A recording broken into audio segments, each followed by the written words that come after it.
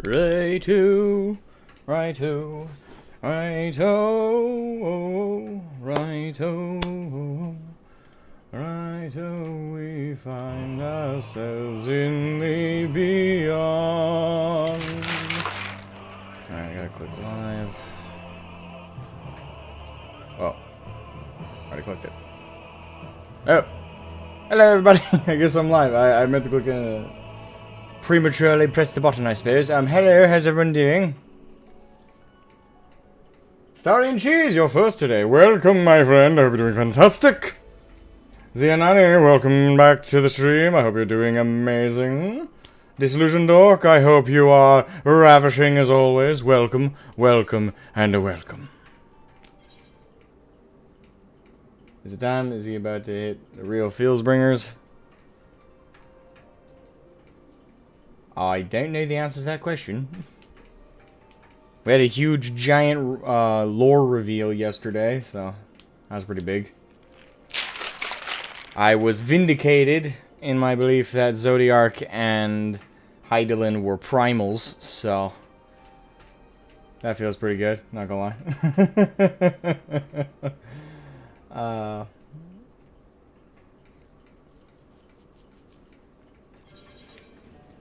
Oh, is that what he's referring to? Finish the reveal. Yeah, if that's what you're referring to, the finding out of the big lore reveal with the Ascians and the origins of Hydaelyn and Zodiark. Yeah. Big stuff there. Big reveals there. Let me turn up the music. I'm gonna turn up the background. Yeah, I tried to get. I was able to get Ilmeg's ether currents all set. Unfortunately, I wasn't able to even really get underway with the Raktika Greatwood. Been running around all morning trying to get everything I need done before I start the stream done, which I think I did. Like, I don't know if I get harassed by the fam if I failed. If I failed in my duty to sort and organize everything.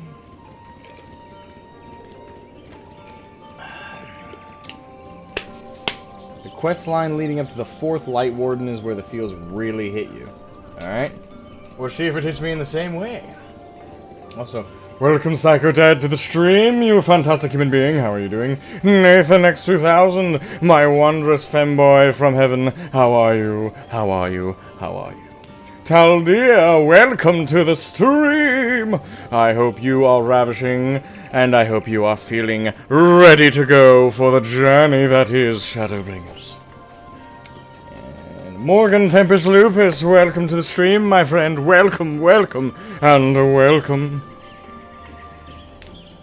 Alright, did I get everybody? Yeah, I think. Alright, so nobody else knows. Alright, good. I got everyone with their dramatic welcome. He's shaking his rattle again. Be afraid he wards off predators.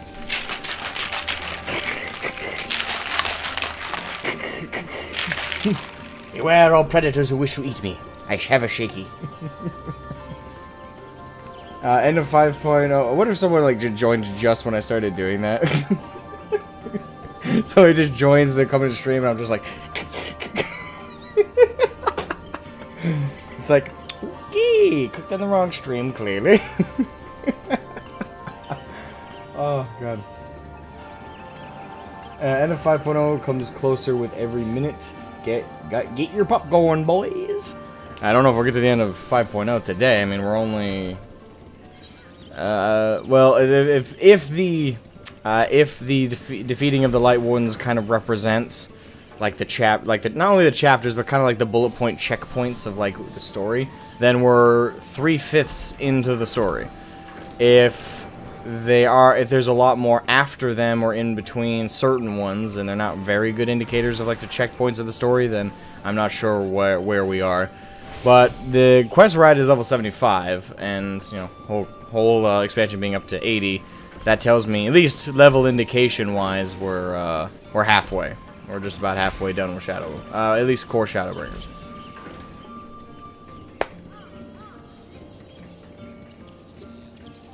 So I need to go. Is scared of the sound and runs away.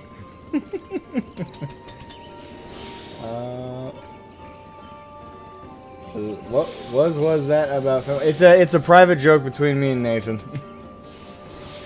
Well, not just between us, like on my old Discord community, like that's a common joke. I can't remember if Nathan himself was the one who said it first, or if it was somebody else.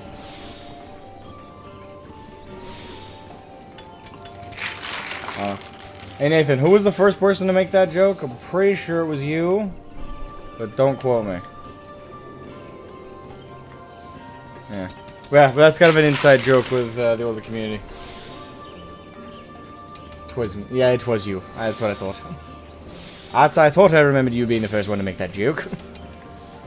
It would be funny if Ball was the first one to make it, and I don't think Ball's ever actually used the joke. Oldest member of the community calling you a fuckboy. Oh, God. Yeah, but like I said, I got Lakeland and Ilmeg. Lakeland and Ilmeg are all set for flight. I will do Raktika off stream, and obviously Amarang and Kaluja as well. We still have not had the famed 6th zone in an expansion revealed. I'm assuming that'll be revealed after we defeat the Light Wardens. That's the running assumption.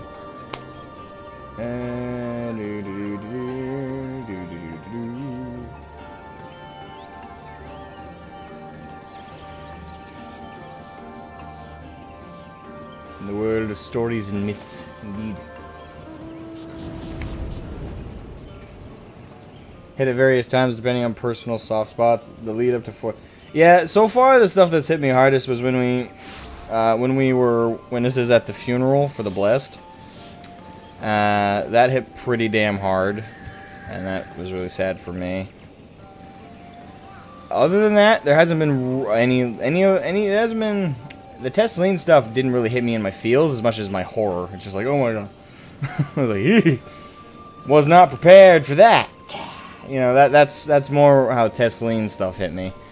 There is like the overarching sad stuff, like the whole expansion just has this like doomy gloom kind of feel to it. Like I'm ready for the ball to drop any moment for something horrific to happen to really depress me. But yeah, the funeral stuff got to me. That got to me. Maybe not today, but the journey matters too. Correct. The journey is the most important part. The ending is important. Don't worry. It contextualizes the journey, and it can taint how you look back on the journey. But the journey itself is worth remembering and experiencing with absolute joy and absolute enthusiasm. That's the word I was looking for. It was about to escape me. I was like, nope, don't go away. Don't go away, word. You're an important word. Enthusiasm. The Raktika Blue quests are funny. I shall see now, won't I? Rattlesnakes make their rattling noise as a way of telling any nearby creatures to go away. It's their way of saying fuck off. Yes. I can relate a lot to that then. The same works on me if it's somebody shaking ice in an iced coffee of a Starbucks cup. I'm like, yeah, no, I ain't talking to that person. If it's a Dunkin' cup, I'll probably have a good conversation with them. If it's Starbucks, nah, bye. Alright, so where we gotta go? Alright, so we gotta go back to Fanal. Let's hop out and do that. Alright, we still got another minute and a half here before we're all set to go. As you all know, I had that 10-minute reprieve time at the beginning of the stream to let anybody who wants to join. They have a whopping 1 minute left to join before we get back underway. Before the journey restarts. Well, not restarts. Before we start it up again, where we once left off. Did we start a new inside joke? What's a new inside joke? The rattlesnake? The shaky?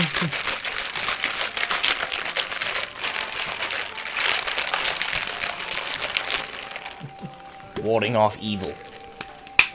Out of this house! Out of this house! Be gone from this house! I'm warding off evil. Evil will not conquer me this day! Oh, I don't know. My days are really enjoyable lately. I get to stream and play an awesome game with a great narrative. In the afternoons, I record me playing at the original Final Fantasy, which hits all my nostalgia beats and is such an enjoyable old school RPG. I got Near Replicant, which I need to get better at recording because it's... I couldn't fit it in last night, which was sad because by the time I, you know, got dinner, got everything all set, I didn't have a lot of energy left, so I recorded the FF stuff. And once that was done, I then recorded the reaction to Larry's Hours, which, by the way, great content creator. Great, amazing content creator. I reacted to his stuff. Actually, I don't know if I put that pinned comment in like I wanted to. I might have forgotten to do that. Hold on. Did I forget to put Larry's Hours, the Larry's Hour link in the pinned comment? But they're quick. Yeah, I forgot. Oh my god. Why is that? I'm so good at the description, like remembering what to put in the description, but it's always like the links to like the videos and stuff like in a pinned I get it in the description, but for some reason I just forget to do it for like the actual video. Hold on. Let me just do that real quick before I forget, because my memory is a piece of garbage. There we go. Yep. There. Okay. There we go. There we go. Done. All right. So everybody ready to get underway?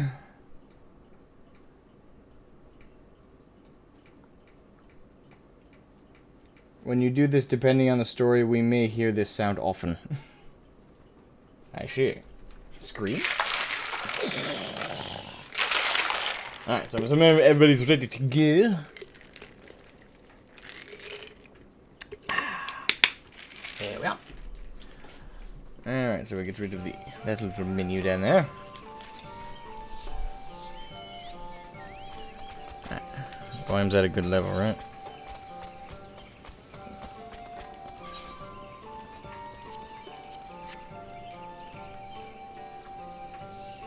Hey, Sanbiakuin Madao, welcome to the stream, my friend. I hope you're doing fantastic. Quite.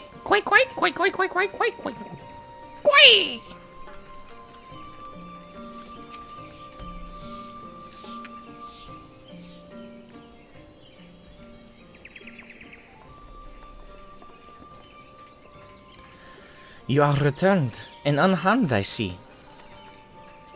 Indeed, I am pleased to report that the Light Warden is no more, thanks in large part to you. The death of a single Sin Eater should make such a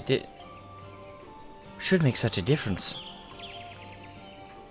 As our numbers waned, so too did our hope that the ruins we have devoted our lives to guarding would ever find purpose. Yet here we are, the allies of whom we have waited these many centuries, and with your arrival came the chance to pass on our legacy, the ancient wisdom of the Empire. That alone would have been reward enough. Never did we imagine it would serve to banish the light that pervaded these woods. On behalf of the V's, our forebears, and the late Emperor of Ronka, you have our deepest thanks. My pleasure, ladies.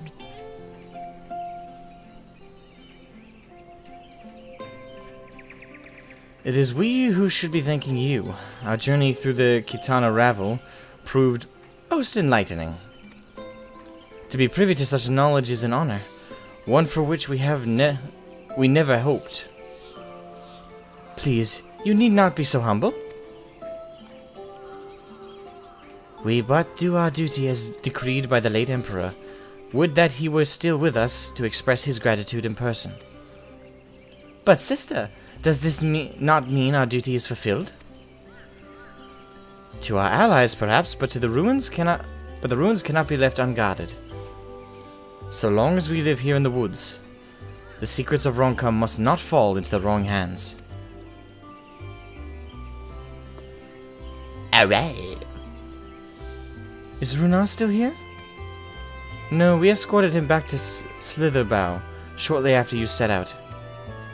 If you would return to the Knights Blessed, we will not keep you any longer. I suspect they would be glad of your company.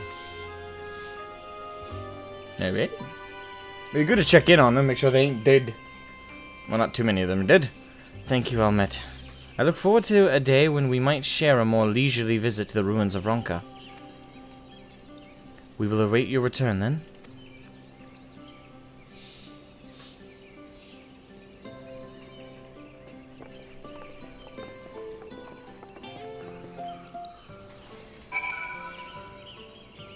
You'll ever finish the Skyrim playthrough? No, like we dropped that forever ago.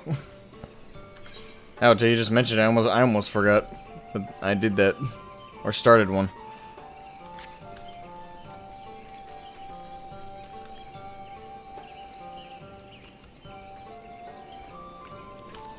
Not a lot of people were interested in the Skyrim streams I was doing.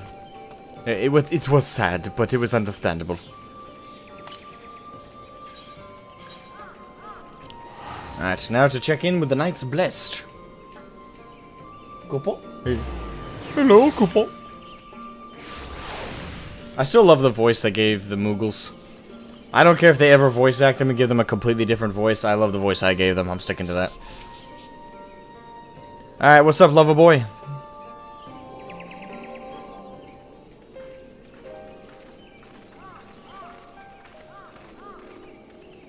Ah, you are returned. And none the worse for wear, I see. You needn't worry about us. What became of the Umoran soldiers, more importantly? They turned tail and fled at the sight of the night sky. The children of the everlasting dark have also retreated back to Woven Oath. Try as they might, they could not deny the truth of their own eyes.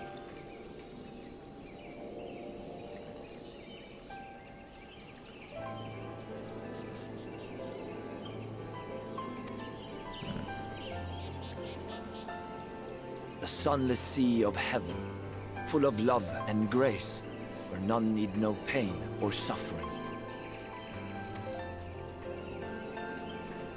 In that moment, when the sky's light began to wane, I knew our prayers had been answered. That we were doomed to face oblivion at life's end no longer. When first we met, I harbored certain suspicions about you. Now I see that I was right. You are the bringers of shadow, the warriors of darkness, the saviors for whom we have prayed for so long. It's weird. Before this expansion, I never would have. Suppose you're not entirely wrong. I never would have felt heartwarmed to be called the Warrior of Darkness. Well, I guess it would have been cool. It would have always been cool, because I don't know. Warrior of Light sounds nice, right? But Warrior of Darkness sounds so much more, I don't know, foreboding, but in like the correct way. Like, it seems so bold and strong. Oh, could just be me. But we are not worthy of your reverence, nor have we any desire to be worshipped. If you would pray, pray for your children, that they may one day know a better world. I will do as you say. But please, let us at least hold a feast to celebrate your victory. You deserve that much. Do you now have the food for a feast? I'm sorry, Runar, but there is still much to be done and scant time in which to do it. We must go. All of us. For we share the same path and the same fate. Looks like Simba's losing his Nala.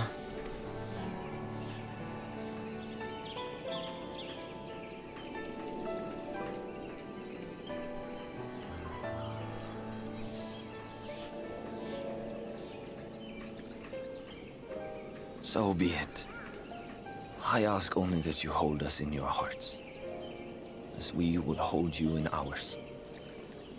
Now, and ever after. By the boundless dark, this I swear.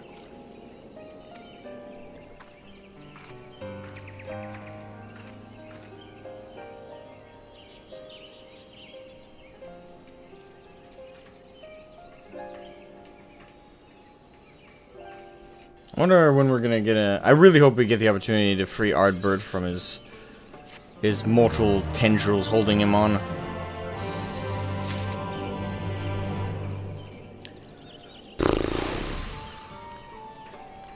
Alright, what's our next move? Though it pains me to leave, it is time I returned with you and the others to the Crystarium. Before we go, might I speak with you in private? I will await you in my chambers. Alright, she finally gonna spill the beans about the Urian J conversation.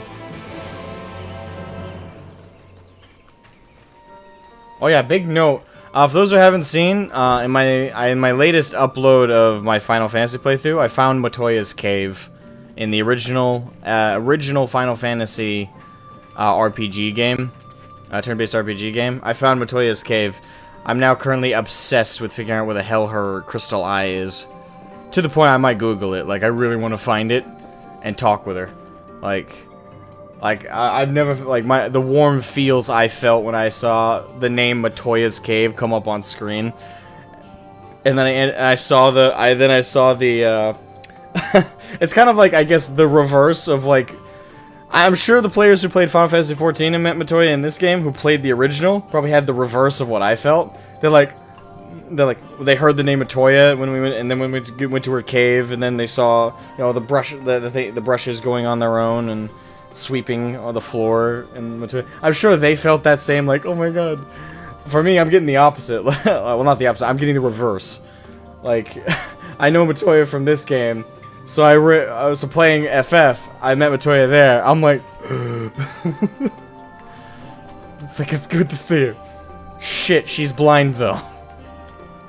So I gotta find her crystal eye. I don't know. I just wanted to note that. Thank you for coming. I thought to keep my suspicions to myself, but after witnessing your victory at Ritiko Falls, I fear they proved true, and so I must share them with you. From the first, when we met at Fort Gone, your ether has appeared, tainted, suffused with an overabundance of light, not unlike the Sin Eaters. When you defeated the Light Warden, I fear the light which poured forth from it was not negated by Hydaelyn's blessing. Rather, it was absorbed into your being. Urian J also suspects as much, though he is unwilling to share his thoughts on the matter. One thing is certain, with every warden you defeat, the danger to you grows greater. Greater perhaps than we can imagine. If you begin to feel anything strange, anything at all, pray and inform me at once. You should hurry before the others begin to worry. Once I have sorted my things here, I will join you. Oh, I guess. By the way, yeah, you're just kind of, instead of, like, negating it, you're just kind of, yeah, so it's all still in you, so there's some danger there, you might be corrupted, so let me know if there's any problems, you know, if you start turning into a Light Warden yourself, then we got a problem, yeah. But until then, I gotta pack up my shit, so, get out. Okay. Okay, thank you, Ashola, for the information. I'm surprised there wasn't, like, a dialogue option there, like, to respond to her in some sense, anyway. Alright, so wait at the entrance. And like I said, I'll come back here to do the ether current stuff later. Like I said, I do that off stream because it's a bit tedious. We have a problem at hand. Yeah, I already shared my theory of where that particular what that might be leading to. For those who were on the stream yesterday, you know my theory.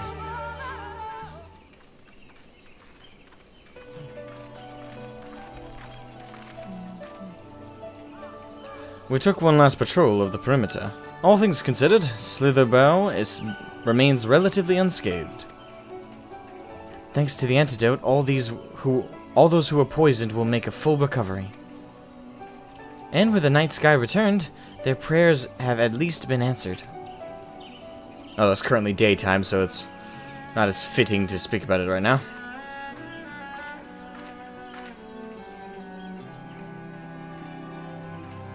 Sorry to keep you all waiting. Shall we be off then? Art thou certain this is best?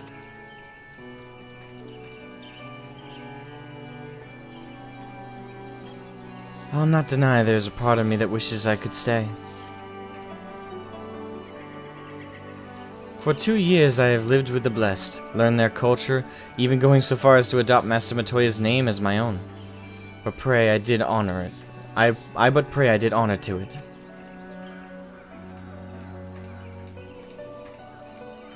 Now is not the time for doubt or hesitation. Come, we must return to the Crystarium.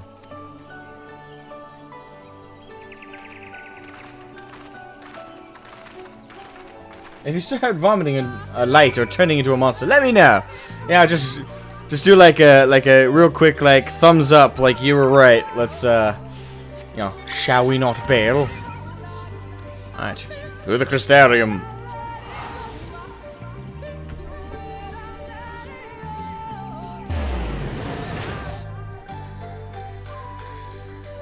I missed the stream a bit because that we may take a hell of a gamble in this one. No, the theory I crafted was, and I still stand by it even after the revelation with Emmet that Emmet gave us about the Asians and Zodiark and Hydaelyn. Even after that, my theory still stands for me. Emmet's strategy, the reason he's totally cool with us absorbing all the Light Wardens, is because another reason why he's sticking so close to us is the moment that we do, he's going to attack us or something along the lines of either draw out the corruption in us or kill us in the hopes of bursting forth all that light to basically create another flood and this time finish off this world. So that's my running explanation for why he's doing what he's doing and what his plan is right now. Is basically we're a tool. The original plan was just let the Light Wardens ruin everything, but the moment we started killing them, he's like, ah shit, gotta readjust the plan. So now the plan is to let us suck up all of the Light Wardens and fuck it, we're the bomb or we're the big Light Warden, one of the two. That's my running theory. Everyone keeps telling me to give him the benefit of the doubt. I think chat's just trying to throw me off my guard.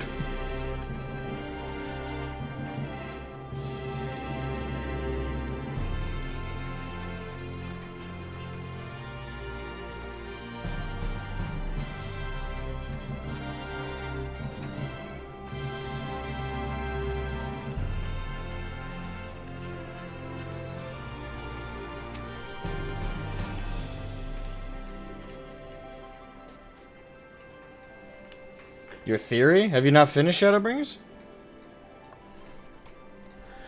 All things considered, it is hardly surprising that Alphino and Alize have yet to arrive, but where's the Exarch? My friends, 'tis good to see you all again. Where's Alphino? Where's Alize? Alphino, it has been too long. I assume your presence here means you've brought word of the Warden hiding in Raktika. Found and slain, you say? I should have known.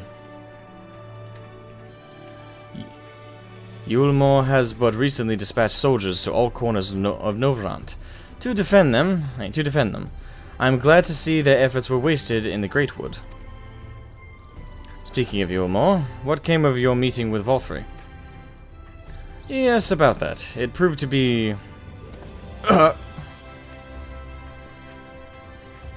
Exarch, you mustn't push yourself. Your time away from the tower has clearly taken its toll. No doubt you all are tired as well. Having traveled so far, why don't we all take a much-needed rest before we discuss our findings?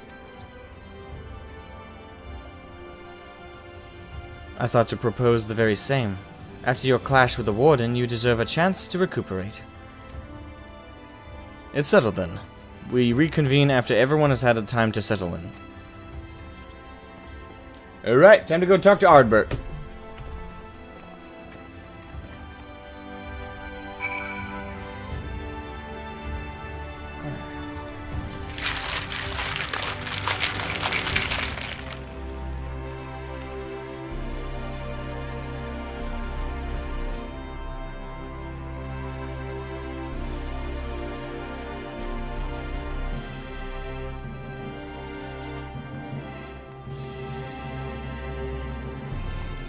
So we'll hop on over to the pendants.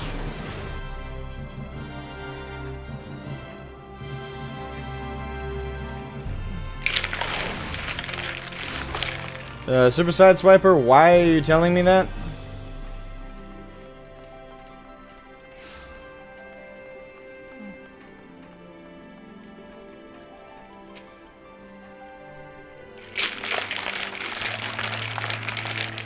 Welcome back, sir. Returned from a lengthy excursion, I take it? Well, your room has been made ready. If you'd care to retire.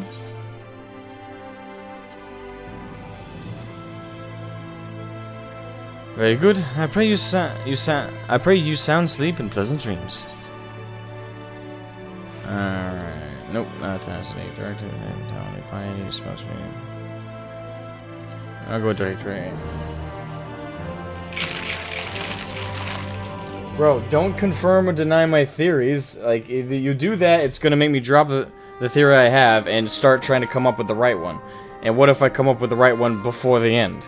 Then I'll have spoiled myself. Don't confirm me. Don't deny me. Just don't tell me if I'm right or wrong. So there's a light sealed inside you, is there? You wouldn't know it from the outside. You look the same as you ever did to me.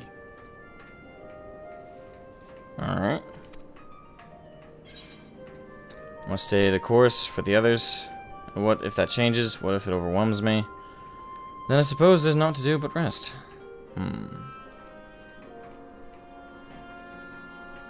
I guess I must stay the course. Don't really have an option there.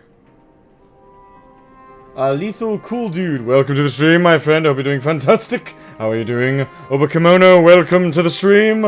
I hope you are doing well, my friend. Got on just in time? Just in time, okay. I die at the end of the game.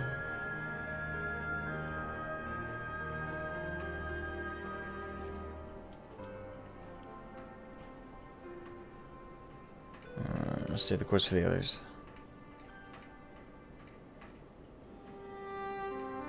True enough. Packing up and going home isn't really an option, is it? If you don't face the music here, it'll only come and find you there.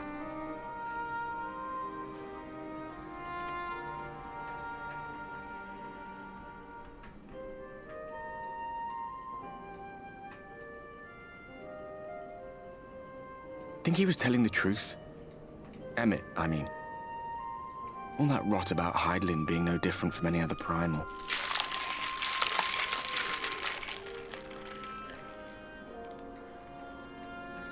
As I already said yesterday, I think that most of it is true. I think Emmett's a seasoned enough liar and is also seasoned enough at deception that I'm fairly certain most of it is true. I think it's the specificity of it and certain underlying details that I think are lies, or at the very least are stretched truths or intentional misinterpretations. I think my point is I don't think it's 100% true. I think it's a good chunk true though. I think the gist of it is. If so, what would that make her blessing? Are we just slaves to her will? Yeah, that's a good point. That means we're basically we're basically enthralled. Yeah. That's what her blessing is, I guess, in our case. Oh, what's the latest zone you've saved? I just finished up with Raktika. So, now we have the last 2 Light Wardens to go.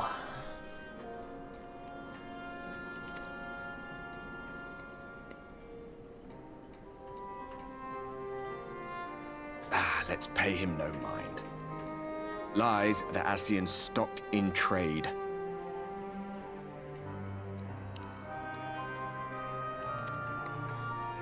Villains, heroes, all a matter of perspective, they'd have you believe. One man's fond memory, another's waking nightmare. Me, I'm no saint or savior. Just another sinner. And I know damn well I'm in no position to judge. When I saw the people of Slitherbough look up at the sky and celebrate the return of the dark, felt good. It was moments like that I cherished. Much more than the thrill of adventure. The quiet after the storm. I always took comfort in that.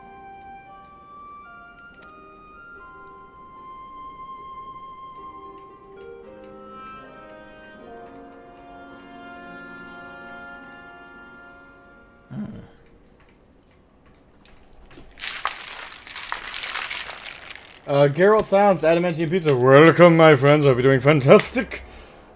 Good morning. Still shh and let him enjoy the MSQ. Yes. Yes. Don't lead me to the answer. Let me have my theories, and because now that you told me that theory is wrong, now I'm just gonna spend time trying to figure out what the correct answer is.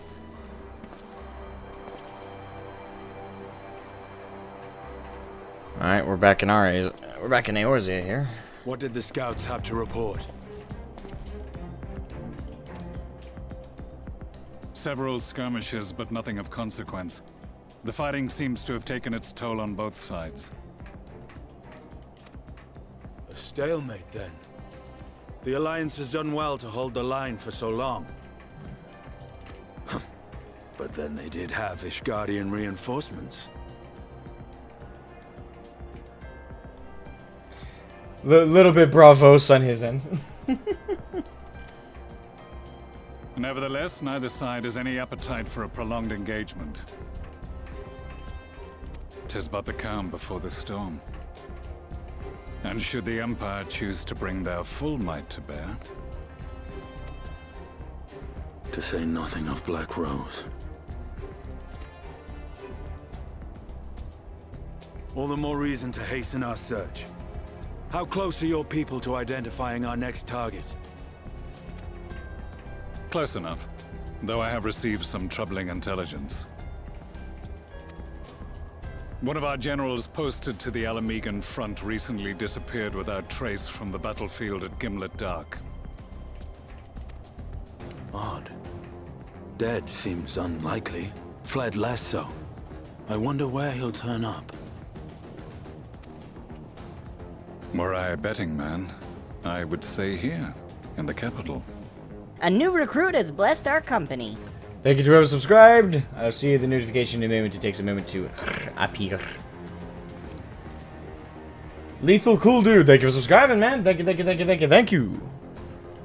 Not that any deserter who valued his life would contemplate returning, but a corpse might, given the right encouragement. In the manner of his royal remains, you mean?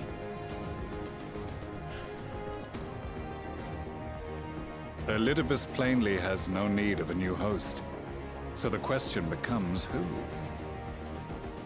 It may be that another player has joined the game. Yeah, Xenos back from the dead.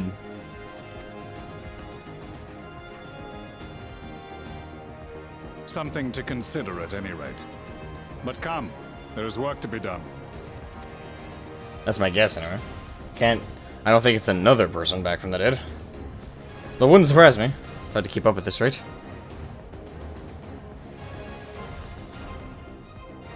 These bloodless games make for poor sport. Never mind. Mayhap if father... Nay. I am a stranger to him in this body. Besides, there is but one hand that can make me whole again. My enemy. My friend. Wait, what? How do we have the power to bring him home? What?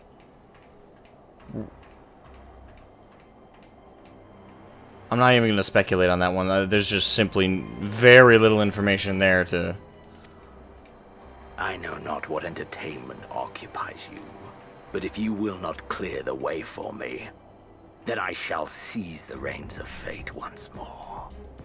Well, we're kind of busy in a different world there, buddy. I would think the Ascians would be the only ones who can return him back to his body. I don't even know how he got out of his body.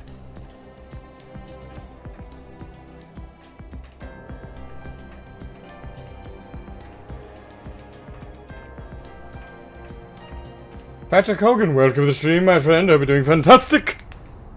Xenos, let me tell you about parasocial relationships. It's not his thing.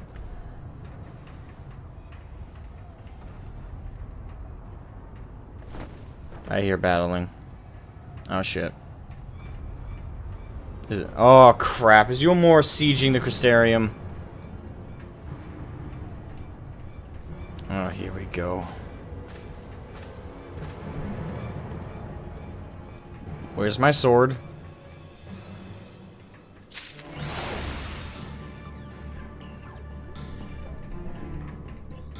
Hey, good, it's on my back.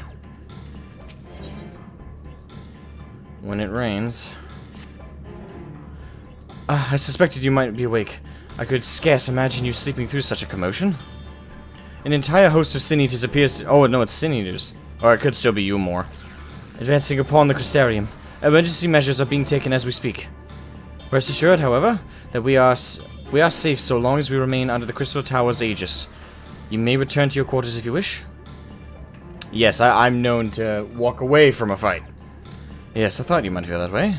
And I cannot say that your assistance would be anything less than welcome. I must remain here to disseminate information to the other residents, but you are under no such obligation, and thus free to aid any of the townsfolk who may be in distress. The Exedra tends to become a point of congregation in times of need, crowded with those seeking solace and companionship. You would have my personal gratitude if you would offer succor to those there. Oh joy. Alright, so we're in the city.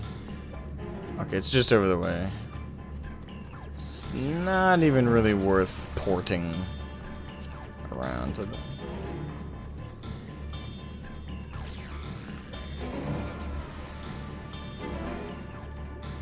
Well, again, we've... Now, okay, so when it comes to the Echo thing, I know it allows... Now, I understand that it allows you to survive death. Like, that's always how I've understood, like, how our character survives so much shit. But, other than the Asians, which they themselves and their souls are entirely outside of controlling a body, we know... I thought it was unique to them in terms of abilities to possess a different body. Possess a different, you know, meat suit, essentially. I thought that was unique to them. But because even as it is with the with our Scion group, you know, when they came to this new world, they all just basically formulated into their bodies, created like created a second body. Their souls created a second body, pretty much. Now, of course, most of the group doesn't have the Echo. It's pretty much just me and Minfilia. That being said, I thought it was unique to the Asians to be able to possess other bodies with their use of the Echo and their use of certain abilities like that. Especially with an artificial one, like we've seen that the artificial one basically has the exact same abilities that the core Echo has. But is really like that's just it? That's the Echo? How did he learn that ability? Well, I guess it's not a learned ability, it's more instinctual. But being able to possess a different body, like, he's the only one that's established that, so it still feels weird. I don't know. Then it begs the question, like, oh, if we died, can we possess another body? Can we possess somebody else?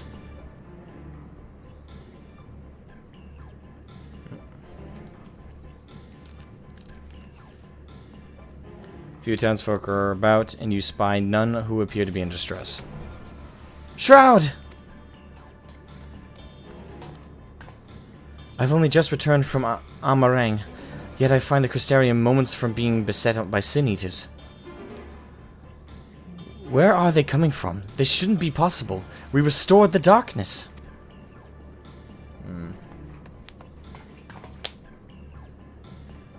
The legendary Joker, welcome to the stream, my friend. I hope you're doing fantastic.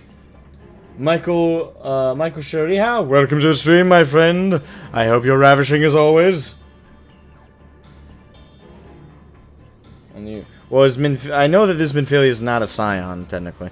But, are we not counting Minfilia in that count?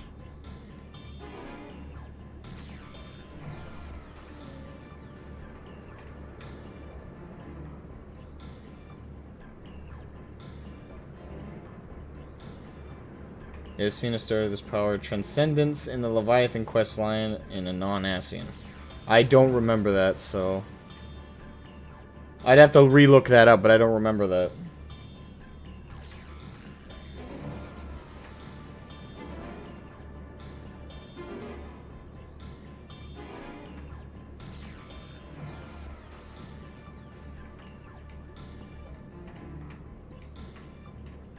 Can I remind you? Yeah. What I think is, I'm not with the whole Shinryu thing. I wasn't sure what the hell happened there. I'm still not. Was that just a case? I thought they merged, not necessarily that he just took over Shinryu's body. Yeah, that whole scenario still was weird to me, and I guess I consider it different in my head than possessing another person. I guess I shouldn't, but I don't know. When I think of primals, I don't think of the same complexity as a human soul and a human being. I guess I should see them as the same at this point, but I just didn't consider those connected.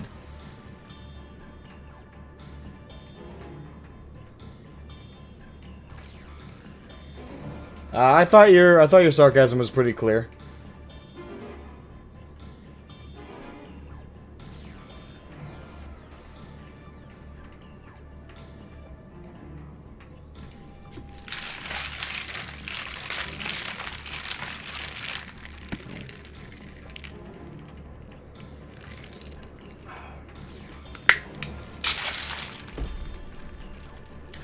Well, this is a fortunate coincidence. Brother, tell me you have some idea why this is happening. I may, but for the moment we'll need to postpone such discussion in favor of action. The Crystal Exarch is preparing to deploy a barrier around the Crystarium, as we speak. Ensuring that he is able to do so should be our first concern. There are a number of instruments placed about the Crystarium that function as anchors for the barrier. I'm on my way to activate them now. In which case, 3 pairs of hands would be better than 1. Very well. I'll take the ones to the south. I shall deal with the northern apparatus then. Will you handle the western two? Yeah, I handle 2. It's ensconced on platforms extending from the upper level of the Aetherite Plaza. Alrighty. Let's get this barrier up. I'm sensing Yulmorin, Yulmorin greasy giant baby hands involved in this one.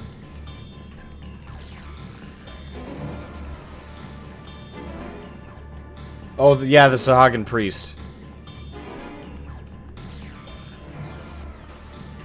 I did note that, and yeah, I kind of forgot about it as an example.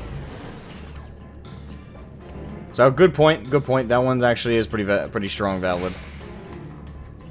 Yeah. The Xeno stuff I just kind of wrote off. Like, to me, it wasn't clear that he was possessing Shinryu's body. To me, especially since after we killed Shinryu, his body and soul attached to it came out of Shinryu's, I guess, ether remains. So I just took that as they merged, like kind of like a fusion ha kind of moment. I didn't really think he possessed Shinryu. Well, by the strictest definition of the term. But yeah, the Sahagan priest is a more clear-cut example of that. Of a non-Ascian doing the same thing.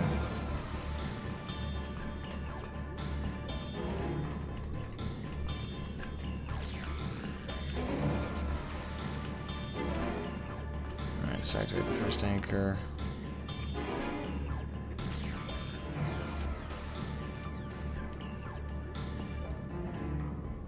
There it is. When it rains.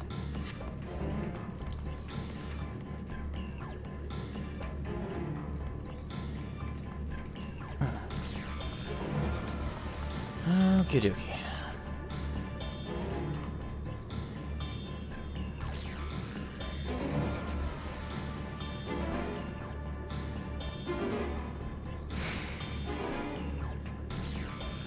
Alright, here's the anchor.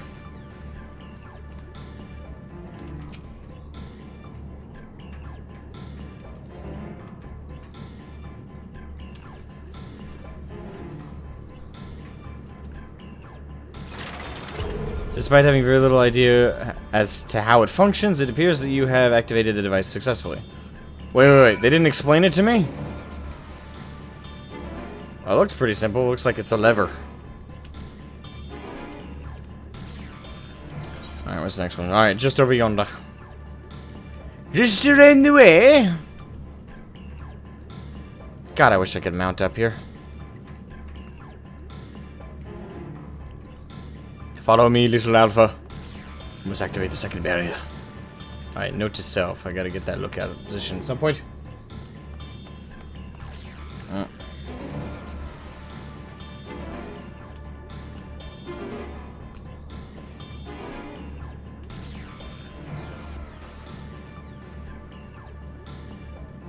Here, go mess with this magic check. We aren't going to tell you how it works. Alright. This won't backfire.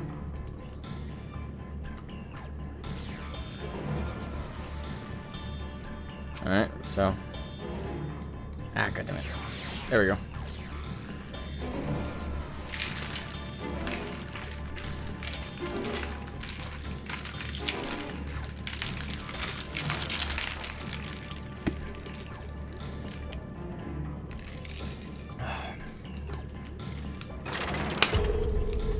Yeah, so it's just a lever, so I'm not sure how it's complex. It's like, oh, I wonder how this works. Ah, there you go. Exactly how it looks like it works.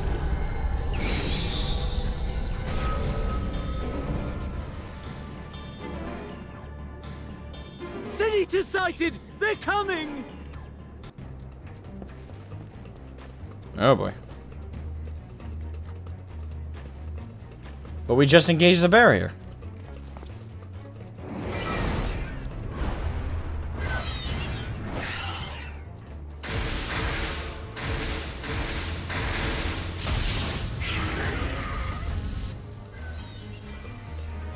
Alright, that seems to be holding.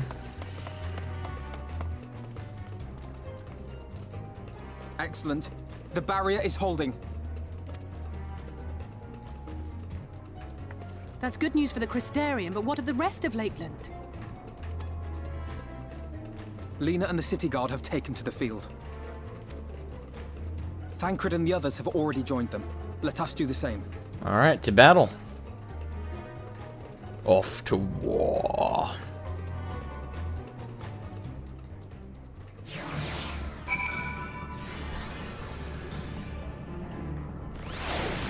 Alright. We ought to join the vanguard as soon as possible. If the number of eaters we just saw is any indication, we'll be facing a formidable host. Alright, here we go.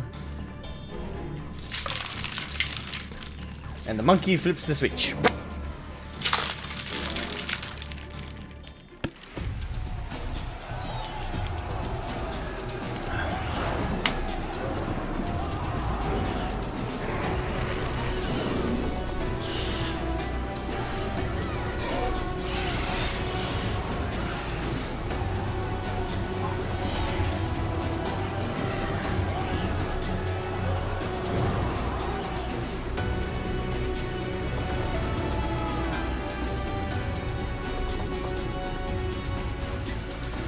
Oh boy. Markov, welcome to the stream, Markov. Hope you're doing fantastic, my friend. Elegant tech, so yes. Wait, what is? Oh. What lovely weather. Just what we needed. It seems the battle has already begun in earnest. Make haste. Alrighty then. Crystarium forces are engaging the Sin Eaters at various locations across Lakeland. Assist them in defeating the Eaters before they are decimated.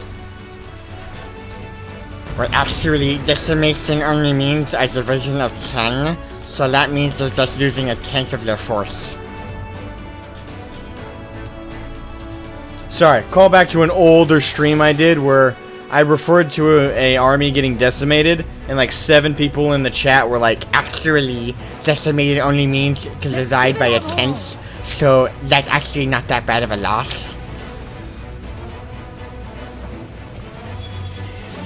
it was great.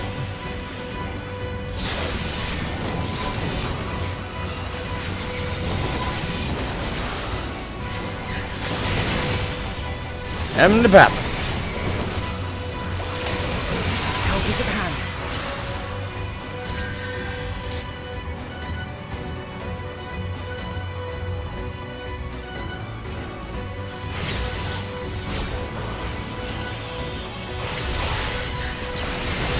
Come to me, you giant ugly fox. Howdy ho.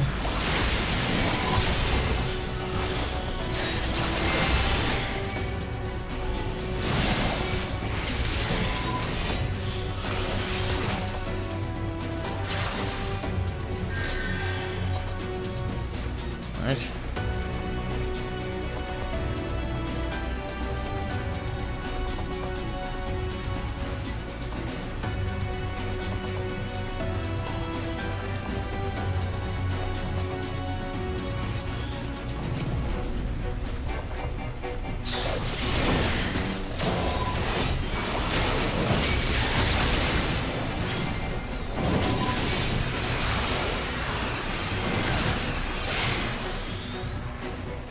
These things are doing pretty damn good for fighting at nighttime.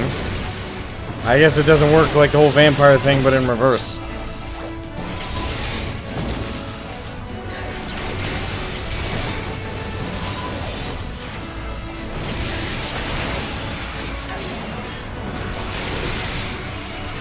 Leave the healing to me.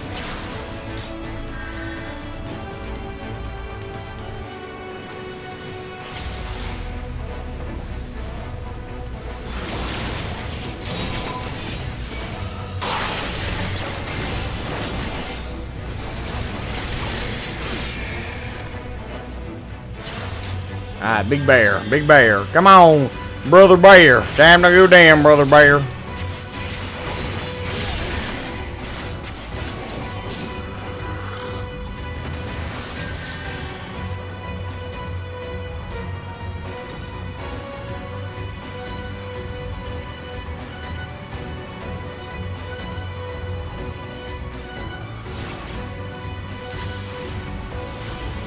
Wait, hold on.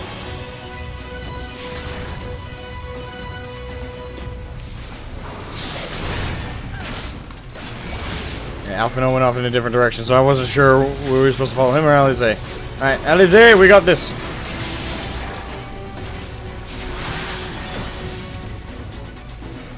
Got him the papa.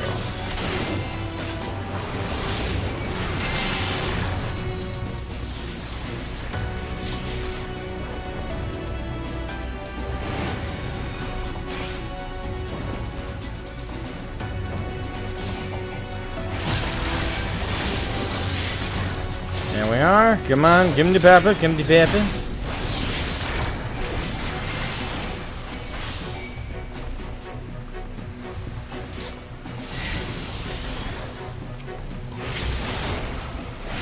Oh, come on.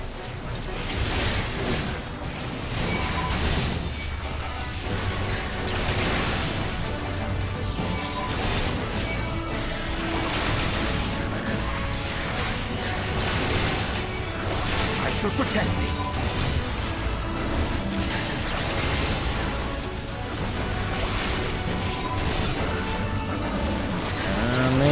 Rue the day you crossed my path.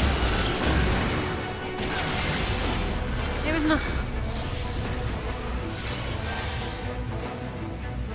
Alright, so most a bit of a trick indeed. As if none of your own. As if none of your own, let's. Couldn't read it fast enough. Let's make for the Imperium, shall we? Indeed. Imperium? Imperative.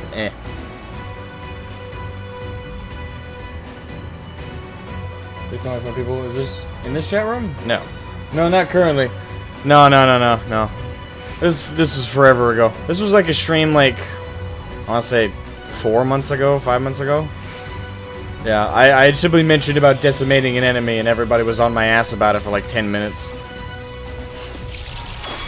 It was funny. It's a great meme in hindsight, but it was funny. It's just like everybody just kind of like. I was like, really? Y'all know what I meant. I assume.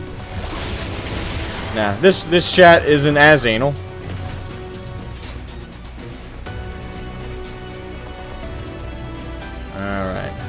So we got the whole team, we got the whole squad. Ah, shit. Kill that damn thing. These angels are pains in my ass. I couldn't save them.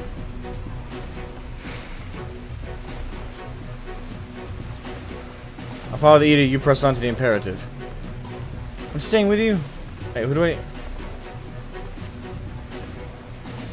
Alright, we must hurry. Alright, so... I guess I'm sticking with the core group.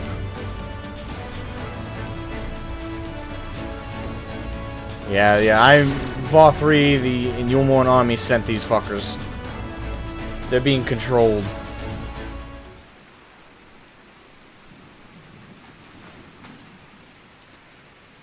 It is as we feared.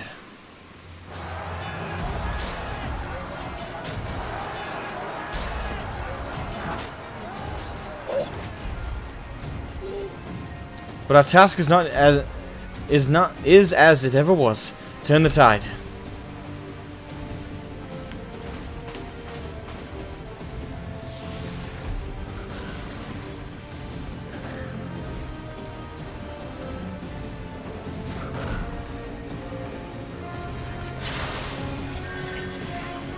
Alright.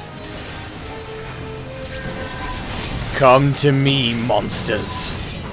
Your light will not drown out the dark.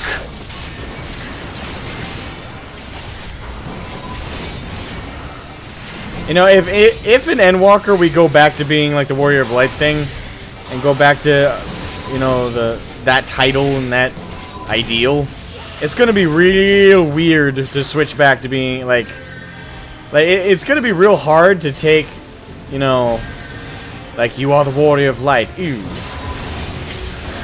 I'm not sure I can be happy about that.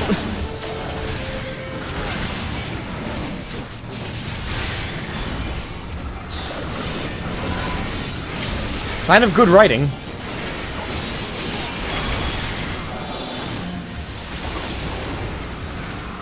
On your feet.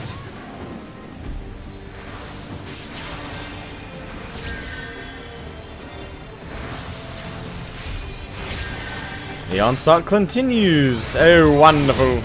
Aggro on me, you bitch.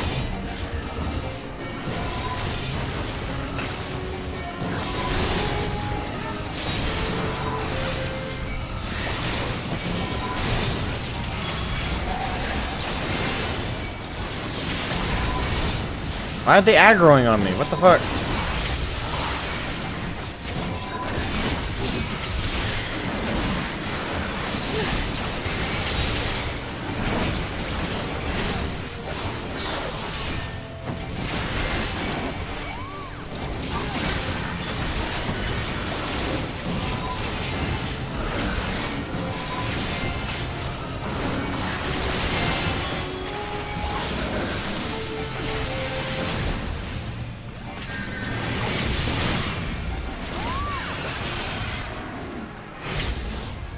Ah, here we go. Sup, bitch?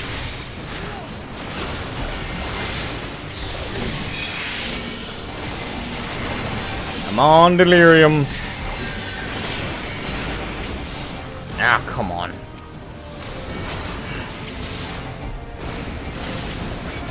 Forgiven Venero.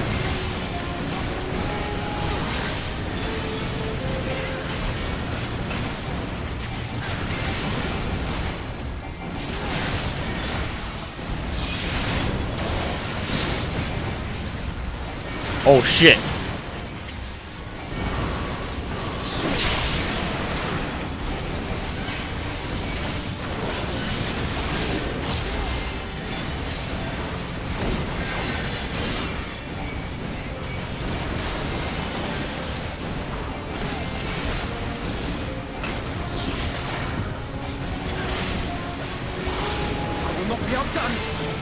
Oh crap. Stack up, everybody. Theory and practice.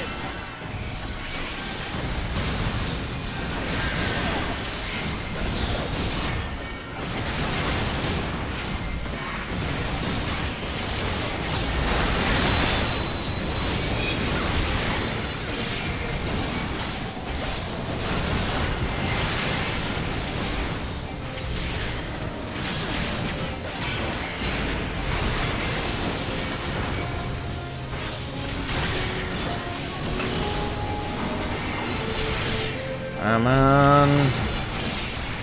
Oh, come on. More of you!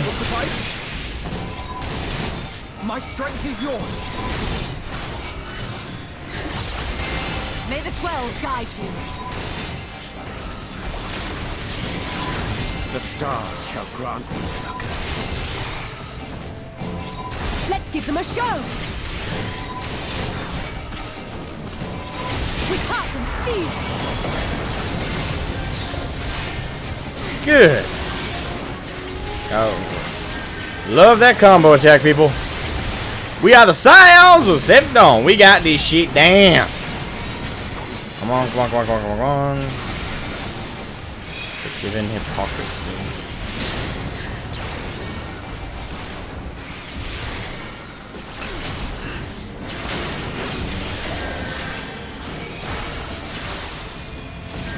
Okay, boom.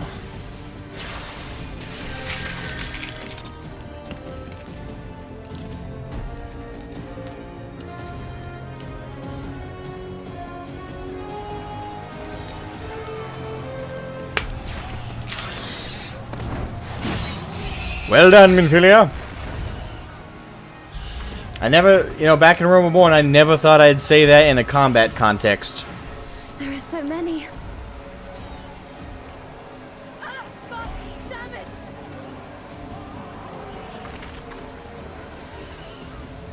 Lena?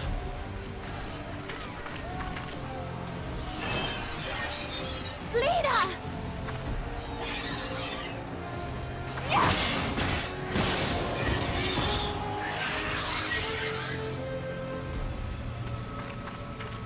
Lena, hold on.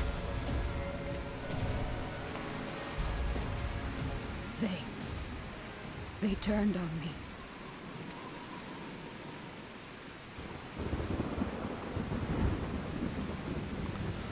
Her men ran? Or were they actually turned?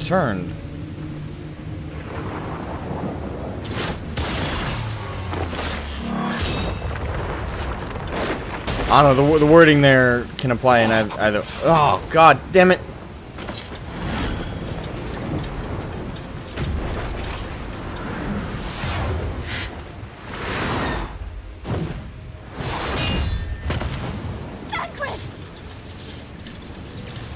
This one is mine!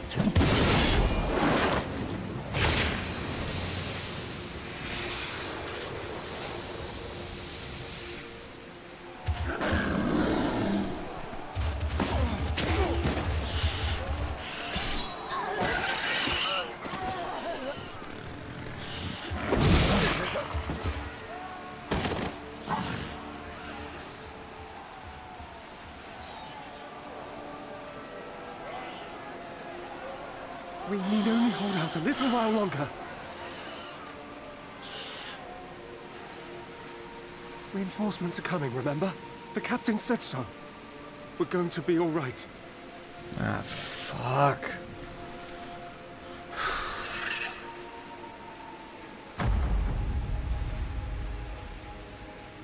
Run! Run, damn you!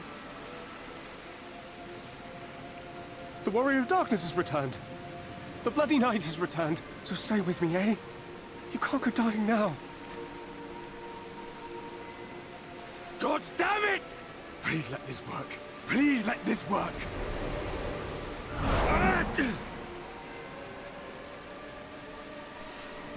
Oh. Oh. No. No, no. Stay back. Stay back.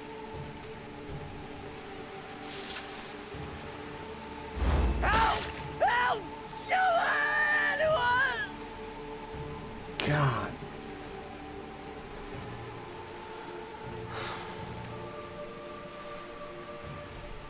Why did you spare me? Why? What have I done to deserve this mercy? Forward! Forward! If you can still hold a sword, follow me! Wounded to the rear! Weapons at the ready! Let's make this count! Fight and struggle, Seek salvation by your own hands. Though the losses be grave, endure them. Though the victories be hollow, claim them.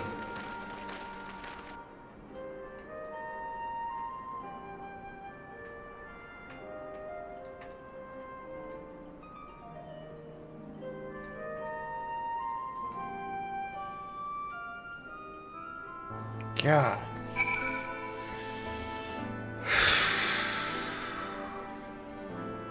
God damn.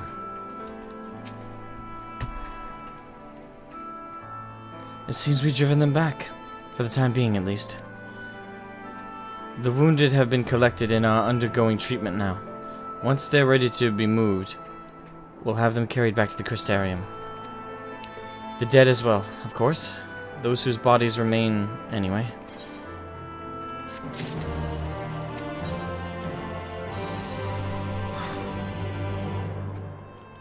Oh, man, I feel really heavy right now. The others are helping to treat the wounded. I'm planning to assist in moving them, but even so, we simply don't have enough hands. I'm sure you're fit to fall over after we've been through. Gods know I am. But if you could see to a few of the patients, it would be an enormous help. Captain Lena is about somewhere. Okay, good, she's not dead. So you might also consider asking her if there are any other outstanding areas of need. We'll talk later.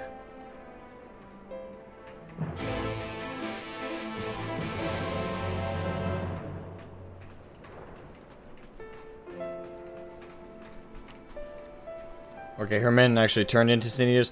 Now, either way, it's still bad, but it's not, weirdly enough, it's not as bad as if they had ran. Still, fuck.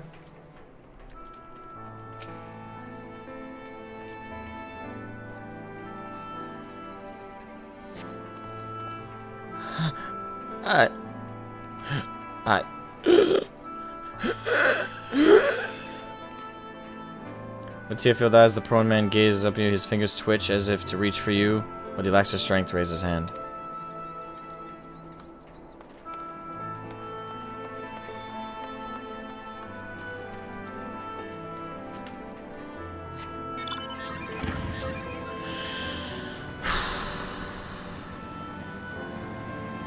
That hollow feeling in my chest is getting stronger.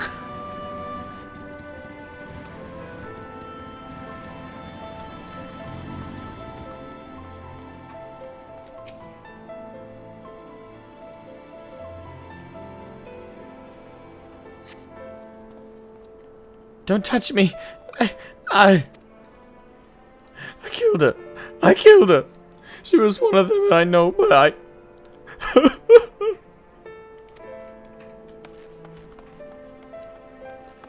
Oh, shit.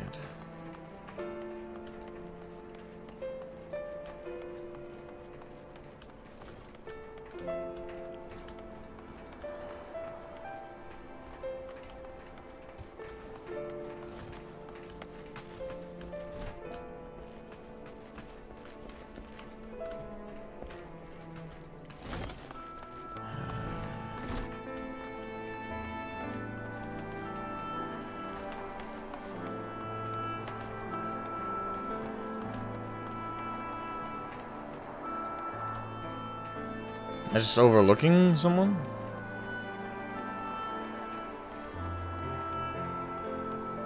Okay, there we go.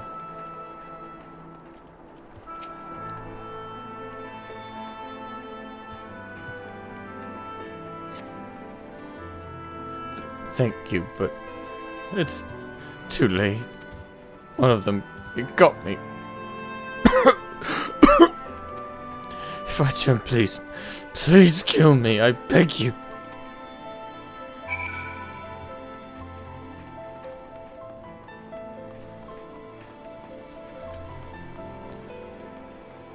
Oh.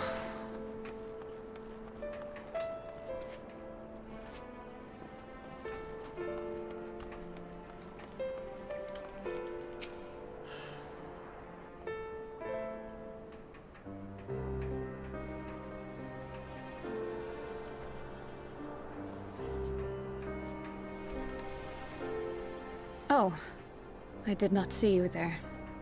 Is there something you need? No, I'm fine. How are you feeling? Shouldn't you be resting? What would the guard do without their captain?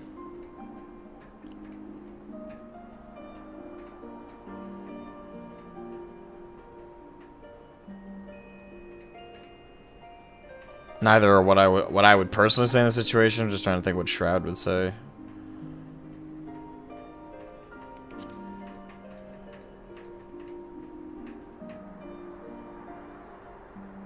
Appoint another. A captain's place is with her soldiers in the field.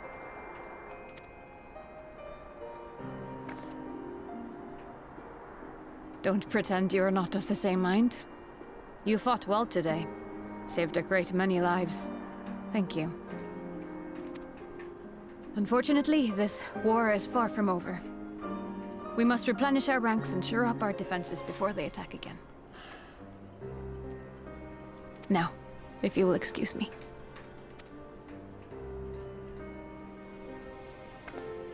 She's tough as nails.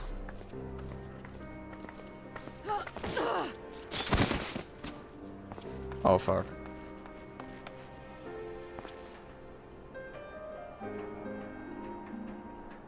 I am fine. Bullshit. Completely and utterly fine. Better than fine. Hale and hearty and still alive to mourn those who are not. Who I failed to protect when they needed me most. We've come so far, so goddamn far. I could have sworn the end was in sight, and now... Now they will never see it.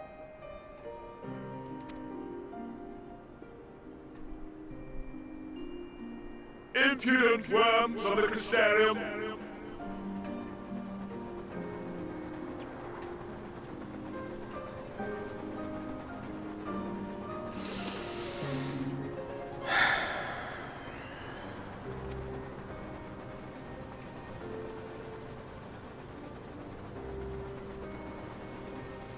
The tragedy that has befallen you is of your own making.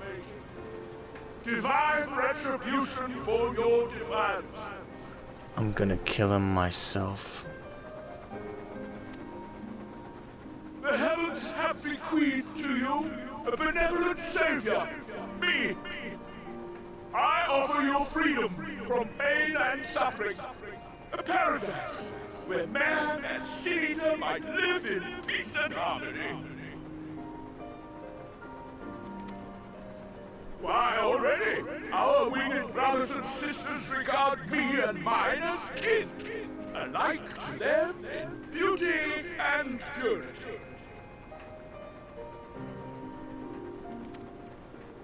But you not only reject my prophet hand, but raise your own against my sin-eaters. It is only right that they respond in kind. Let this be a lesson to all those who would walk the path of sin. The wicked shall not inherit this world!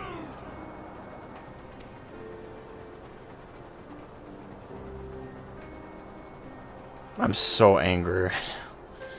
Oh.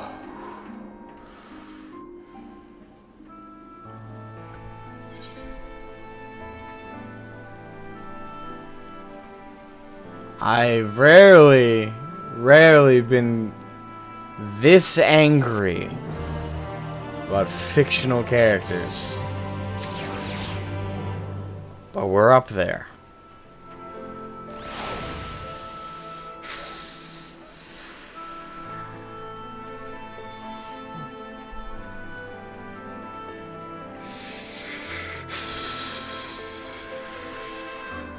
I've never been this angry at a fictional character in a long ass time, if ever.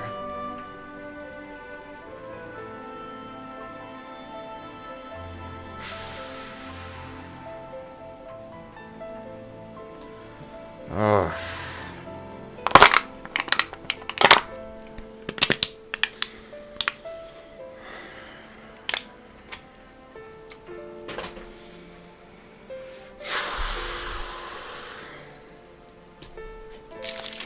I need one of those stress balls really badly right now.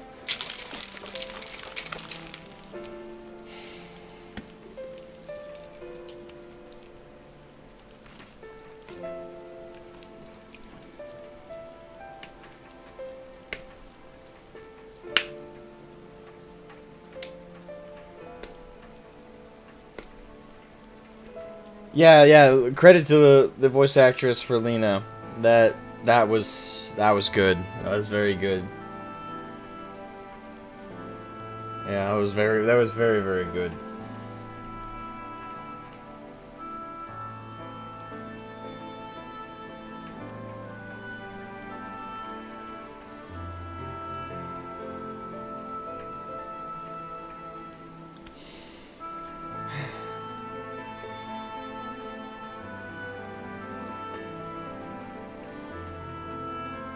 Yeah, writing is good.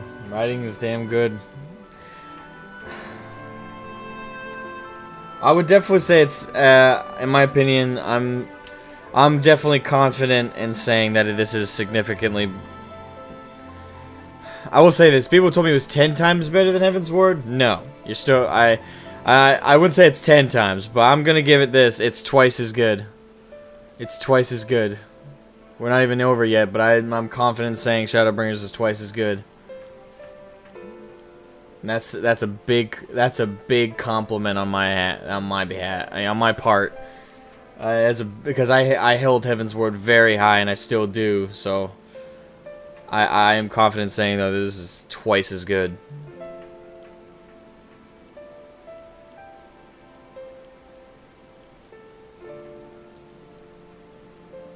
No stress ball, but his throat. I don't think my hands are big enough to fit around such a fucking fat, larded gut.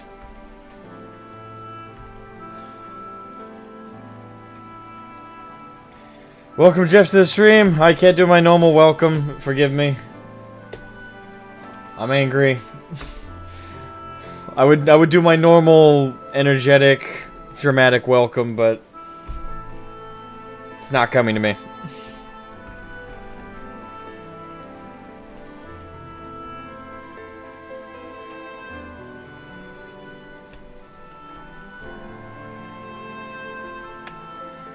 Oh.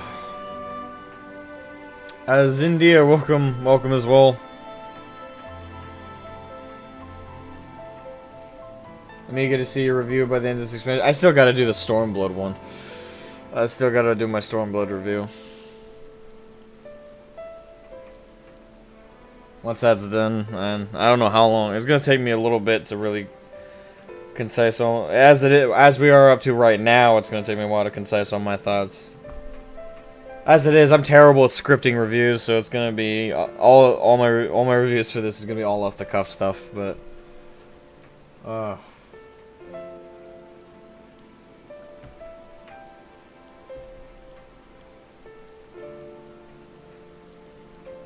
time to put down Old Yeller. Don't insult Old Yeller by comparison to Vothri.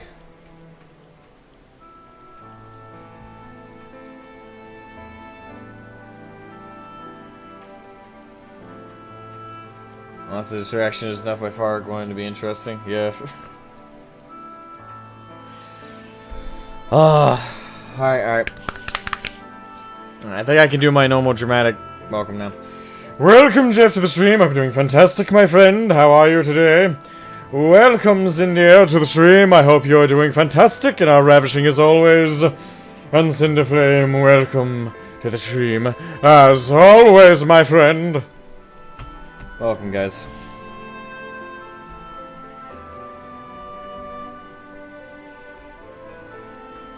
Alright.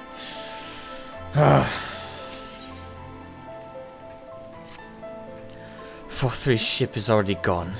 How flattering that he came all this way just to give his little speech. I apologize for my earlier outburst. Rest assured that I have no intention of allowing any of my wounds to affect the performance of my duties, especially not now. If I may, could I ask that you seek out Thancred and Minfilia for me? They endangered themselves on my behalf, and I would feel better knowing that they are well looked after. Thancred in particular sustained quite an injury from that Sin Eater. I would not be surprised if he were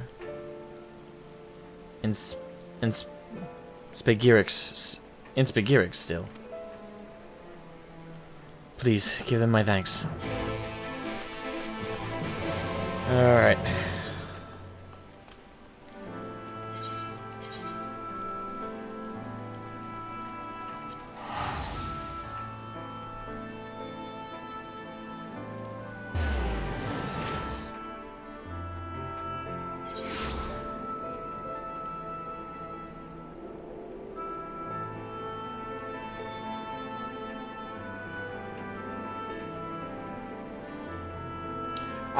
I don't agree with that, Jeff. I don't agree with that at all.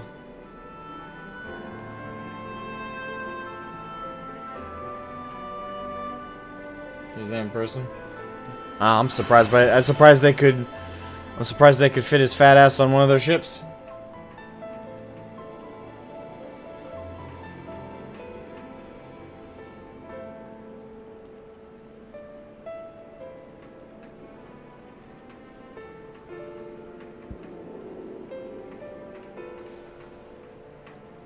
I don't know how they were able to fit his fat ass on one of those ships. Not a clue. If they did do it.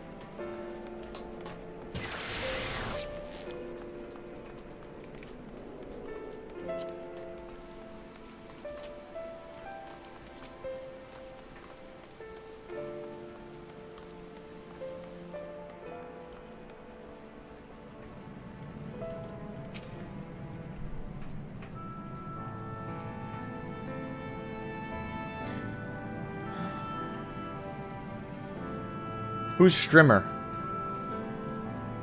Do I plan on raiding and shit? Yeah, I plan on raiding.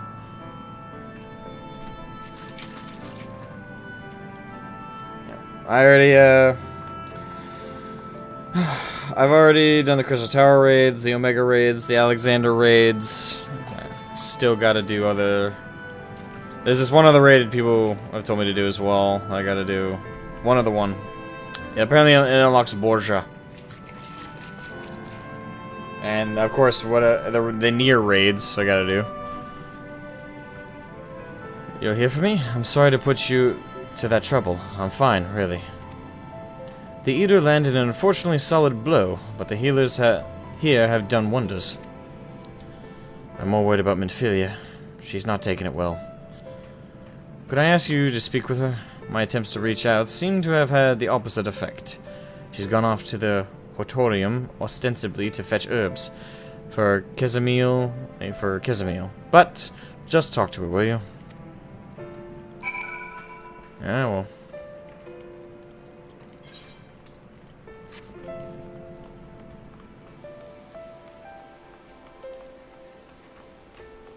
The ego of the man is gigantic alone. Yeah, I can see why he has such a fat ass and fat body. It's purely to contain all that fucking egomania and avarice, and absolutely everything else twisted and fucked up about him. Ivalis. Yeah. The Alliance raids are starting Kugane. Okay. Baja is a bit... welcome, Miss Leonis. Welcome to the stream, Miss Leonis. I'm doing fantastic as always. Baja is a bit grindy, but a lot of fun. You'll get your level 80 relic weapons there, plus it unlocks 3 really fun duties, one of which is quite the challenge. Knowledgeable, fun, and savage. Okay.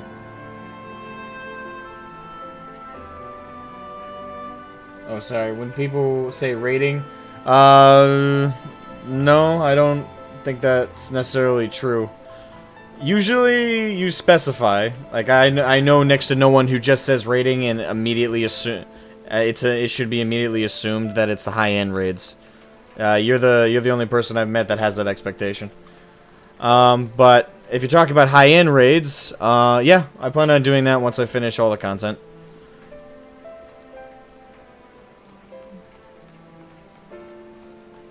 He's just gonna go for it. As long as the community there is as good as everywhere else in FF.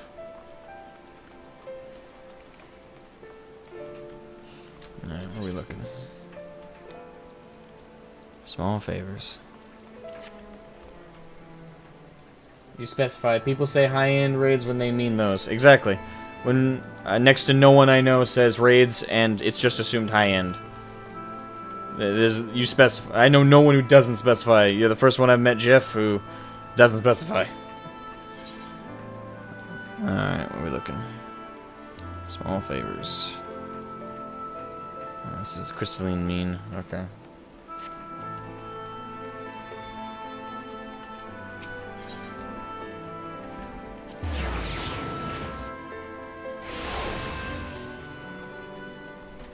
Although, the one downside is I may not be able to do high-end raids because I don't currently have a static... I have a guild, and I might be able to formulate one out of my guild, but... that'll be a while.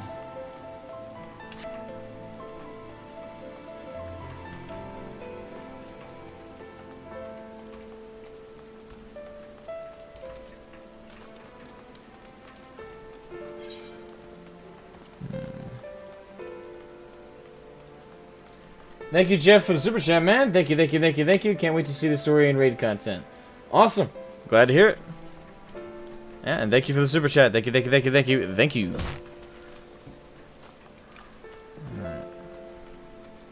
Alright. My eye.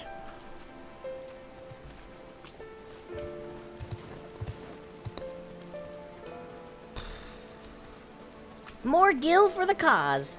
There's the alert. It's always delayed by a little bit.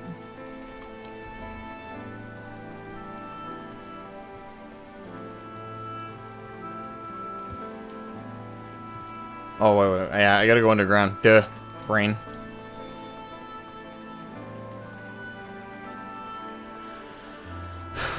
Yeah.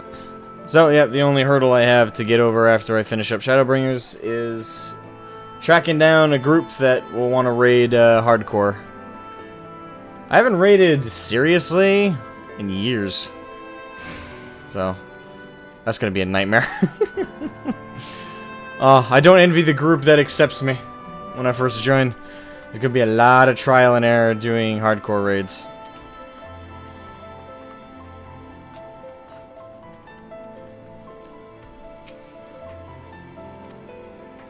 Menphilly appears to be lost in thought. Perhaps a gentle poke will get... Poke! Alright, kid.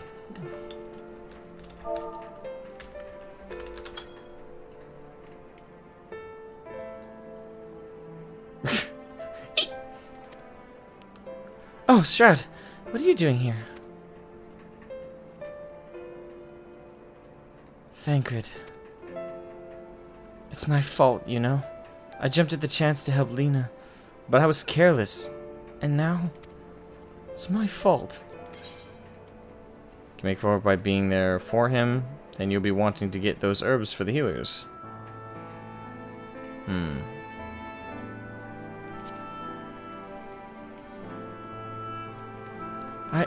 Are you sure? I brought him nothing but trouble thus far. And what if it's worse? Next time. All I do is make mistakes, put others in danger. I'm sure that he'll resent me for being this weak. Maybe he already does. Let me tell you something about the original Menphilly, okay? But you're right, I can still help. If only by seeing those herbs safely to Kesamil. There are only 2 left on the list, but I'll need to ask about this one. I've looked high and low and I can't seem to find it anywhere. Would you mind collecting the other? I would hate to delay any longer than I already have. You're looking for something with soft leaves that's very fragrant, in an unmistakably medicinal way, I was told. So, kind of bitter. We only need 2 sprigs or so. Once you've got them, we can bring them directly to Kesamil.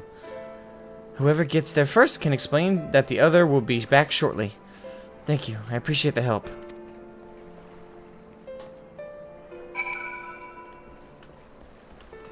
Okay.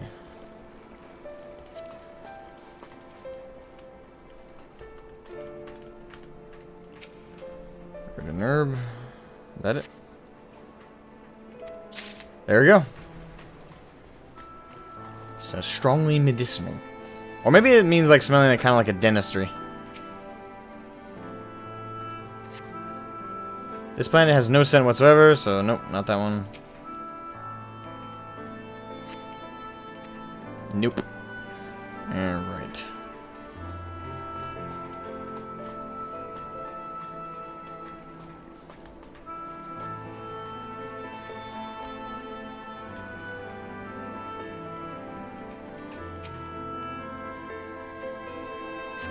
This plant is soft leaves. It smells strongly medicinal. There we go. Alright, we got number 2. Number 2 on the list. Alright, so we're a little bit of ways. Alright.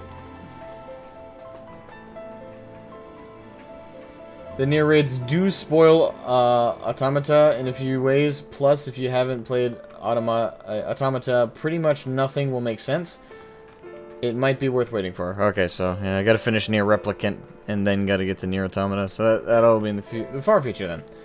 You actually can jump into the hole with the purple tree. Oh, I could've? Never mind. I didn't do that. I mean, you could always do...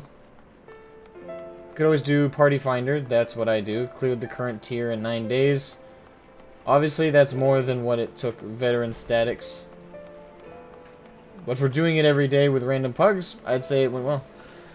I don't know. Usually when I think to do, like, hardcore raid stuff, I find it more fun when I do it with, like, friends or when I do it with a group that I'm comfortable and familiar with. Doing it with randos, it can work out, and if your goal is just to get to them as soon as possible and you don't mind wiping a couple times until you all get the feel for each other, I guess that's fine. But, I don't know. I find it less fun if I'm just doing it with randos. If I just do regular Raid Finder to experience it, I don't mind doing it with randos. But when it's hardcore, when everything's a lot more tense, I like to know who I got next to me. Ah, Minfilia told me that you would be bringing the rest. There you are.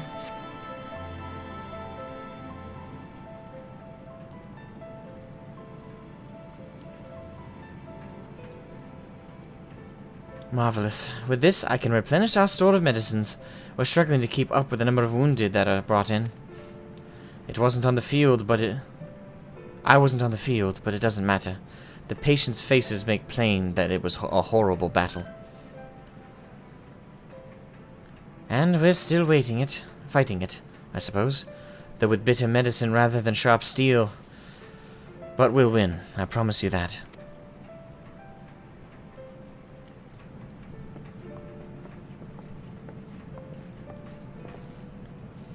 It seems that I owe you an apology for dragging you to yet another battlefield when you just come off the front lines. In both cases, I'm sure your efforts saved more than a few. With Spagyrix in good working order, the Crystarium's people will be well cared for. More lie ahead, of course. Battles only you can fight. Not that we intend to let you do it alone. But that's a matter to discuss with the Exarch.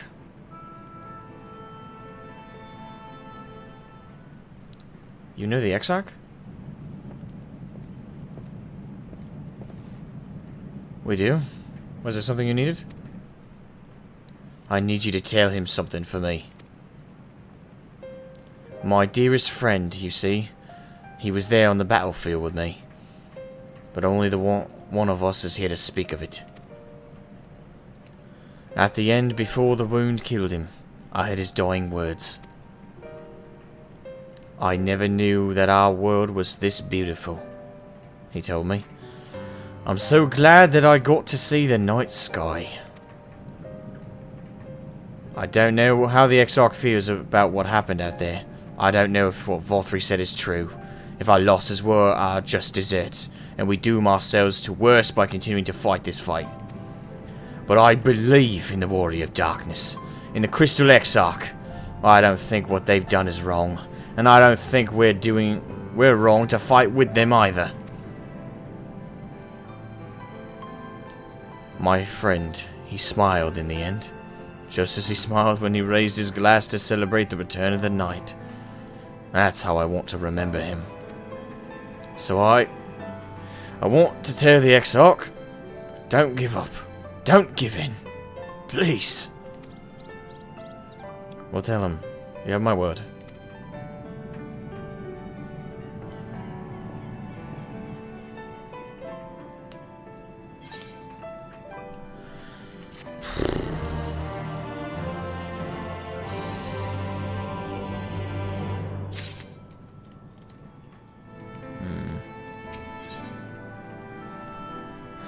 The best way out.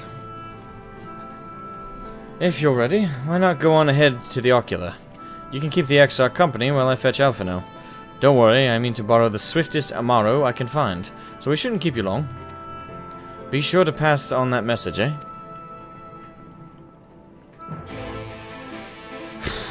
Damn. The dialogue, everything just serves to really enhance and build everything up. It's so beautifully crafted.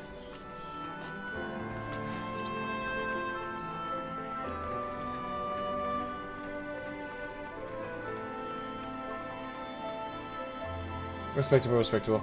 It's always nice to know who has a short temper or a cat that likes to stop them. Or a cat that likes to stop them healing by slapping the keyboard or whatever. You all suck and uninstall the game and all that, you know the usual. Yeah. So, yeah, credit to Grimm for that machinima. It was dead on. You'll cry seeing this for the 100th time? Oh great, what now?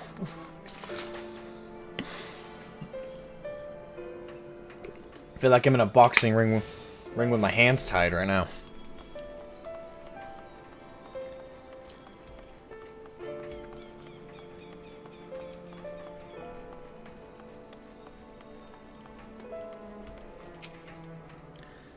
Alright.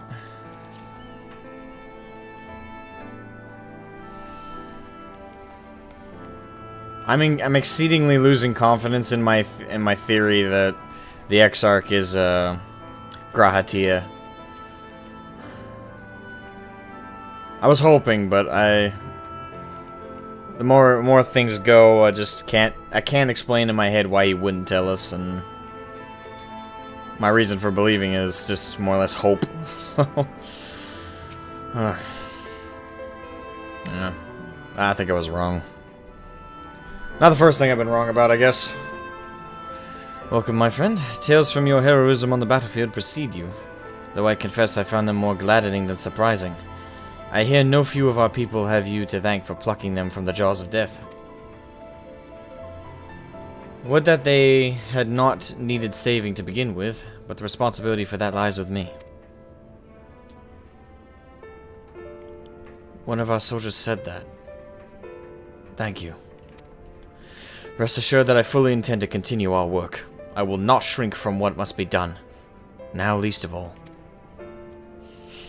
Though I mourn the lost, I will not lose myself to grief.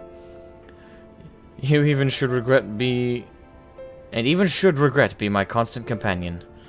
I will follow the path I have chosen to its end.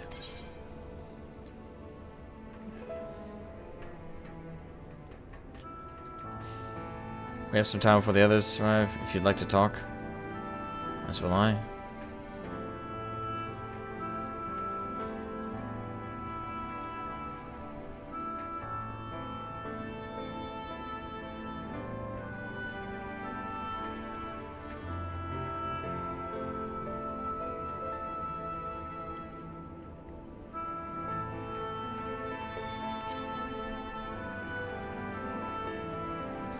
And if I were to confess many doubts I might harbor, no need ever know. No. I believe you have enough burdens without my adding to them. Nevertheless, thank you.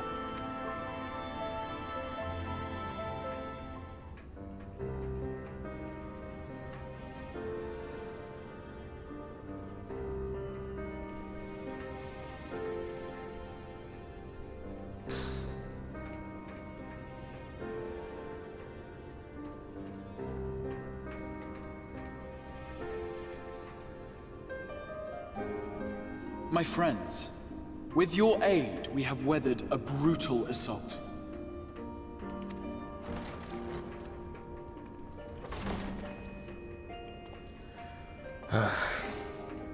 What now?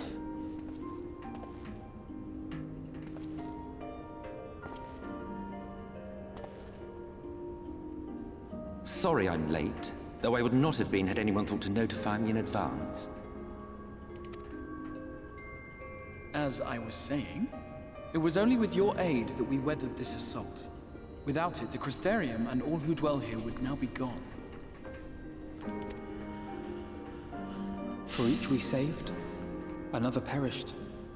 If there is anything else we can do to help, anything at all, you need only ask. This is our home too, and we want nothing more than to keep it safe. Thank you. We are blessed to have you with us. As for the attack itself, Vorthri may call it divine retribution, but Sin Eaters are creatures of instinct. A coordinated assault is unprecedented. Moreover, in the absence of a Light Warden, there should have been no compulsion for lesser Sin Eaters to congregate here en masse. All of which points to a single, unavoidable conclusion. That Vorthri has the ability to compel them or control them? That these minions of light answer to a higher power. He who did claim kinship with them, who did boast of control, not in idleness, 'twould seem, but in earnest. Lord Vorthri. Indeed. What I mistook for bluster was in fact the truth. The Sin Eaters are his to command. But if he imagines this show of force will convince us to bend the knee, he is sorely mistaken. I take it your meeting in Yulmore did not end well. No kidding. You could say that, yes. But I am wiser for the experience nevertheless. It appears he has mastered a technique which allows him to enslave the minds of others. A fact I discovered when he attempted to use it on me.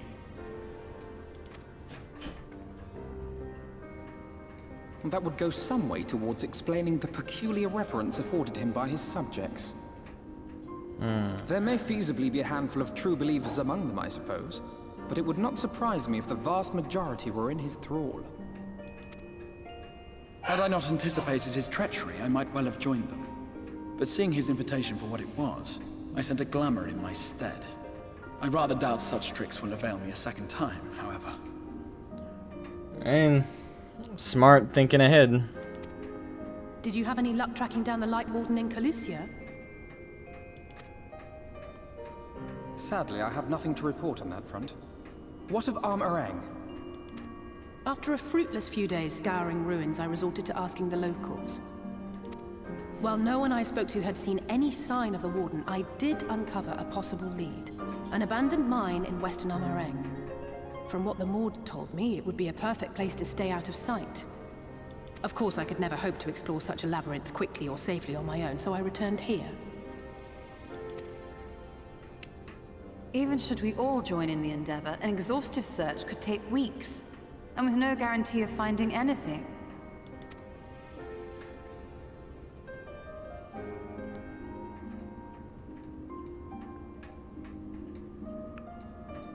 The Wardens harbor vast reservoirs of primordial light, do they not? Far beyond anything found in lesser Sin Eaters. Correct. And isn't it true that the Oracle could see the light of a Sin Eater from miles away? Surely a Warden would seem like a blazing beacon by comparison. To the real Oracle of Light, I mean. The real Menphilia.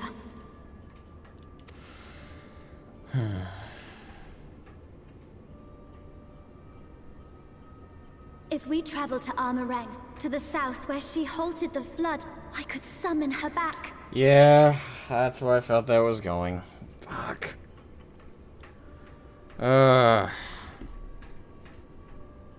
Is it now, chat? Feel free to call me out on this one. But is it bad that I want this Menphilia to stay? Not that I know the joke that Menphilia didn't do anything, you know, back in Realmborn, which she didn't. I mean, but it's not that. It's just for me, it's like I'm not down. I'm not down for her to feel like she has to because the thing is, I think part of her motivation is she wants Thancred to be happy too, and she's trying to be selfless, but bothers me.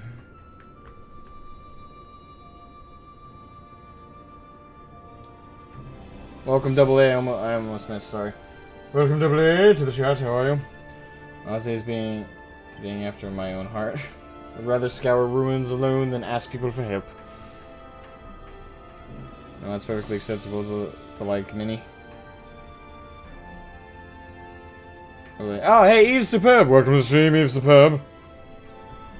Most people like her more than the old one. It's perfectly natural to feel that way. Not like Minnie feel.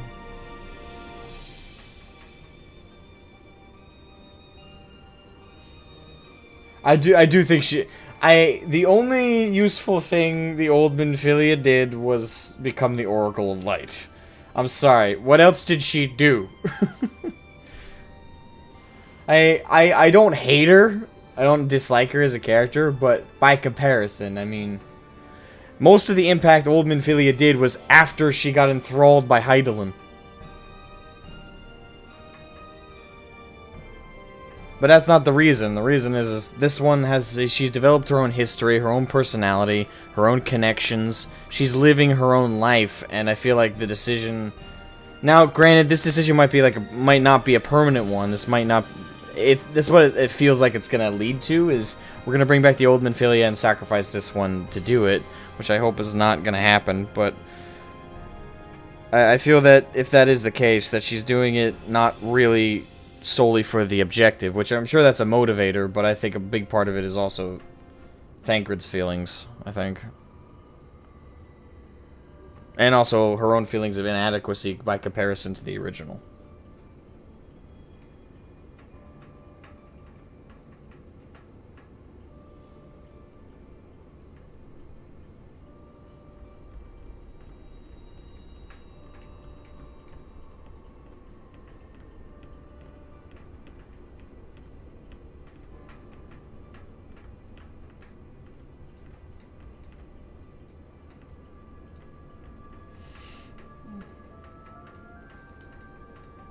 She did all the behind-the-scenes stuff, diplomacy, contacting foreign leaders, etc. Yeah, but even by comparison to Alphino, who did a lot of the same stuff, she had a lot less success.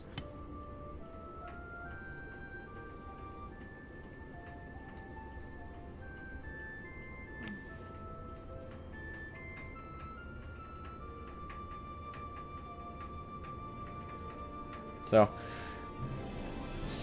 and if we're going by that logic, she had as much value as Alphino did at the time as well. In terms of her contributions, I'm just saying. And Alphino at the time was also not the best. Same, he made a few mistakes here and there brought on by immense amounts of immaturity and inexperience with the real world. Again, I don't hate old Minfilia, but by comparison, I kind of see old Minfilia as the prototype to this one. You know, all the kinks weren't quite worked out. It was a test run.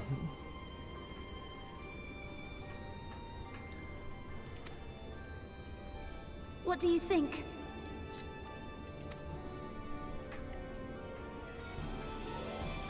Don't.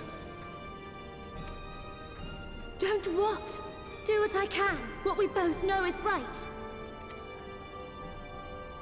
Do not presume to know my mind. You have no idea what you're proposing. But I do. I know why you never said anything. Because you thought you could keep me safe by keeping me in the dark. And maybe I thought so too. But I knew, Thancred. I always knew.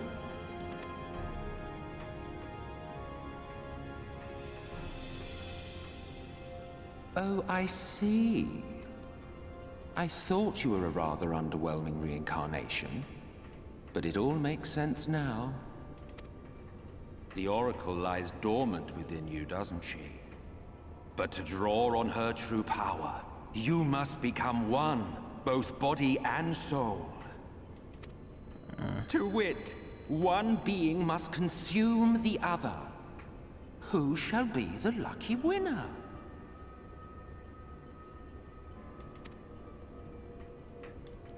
This doesn't concern you, Ascian. But it plainly concerns you. which is why your heart is ready to burst out of your chest. Despite the raging tempest in your bosom, however, you have never once opened up to your young charge. Now, why would that be?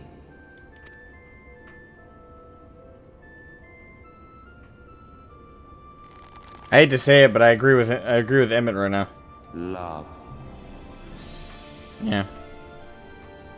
I do genuinely hate to say it because I don't like him still, but he's basically saying what I would want. Well, he's saying it in a more snobbish, arrogant way, but he's basically saying the same thing I would be saying to Thancred in this circumstance.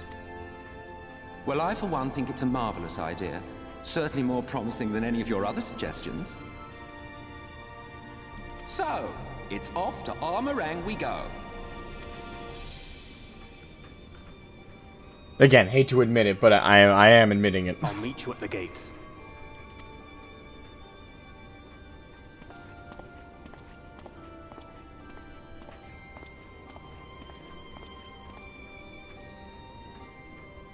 Welcome, Matilda Plays. Welcome to the stream, Matilda. I hope you're doing fantastic. Try speaking to Emmett. Oh, will you never grow tired of shuffling your feet? If you have something to ask me, ask. Ooh, finally! Something more than just speaking of the weather. Hey, what will you say? Tell me about Zodiac. Nothing springs to mind. As I told you before, Zodiac is the creation of my people, the first people. We summoned him as your kind might summon a primal, albeit an infinitely more powerful one. And like one of your primals, he tempered us.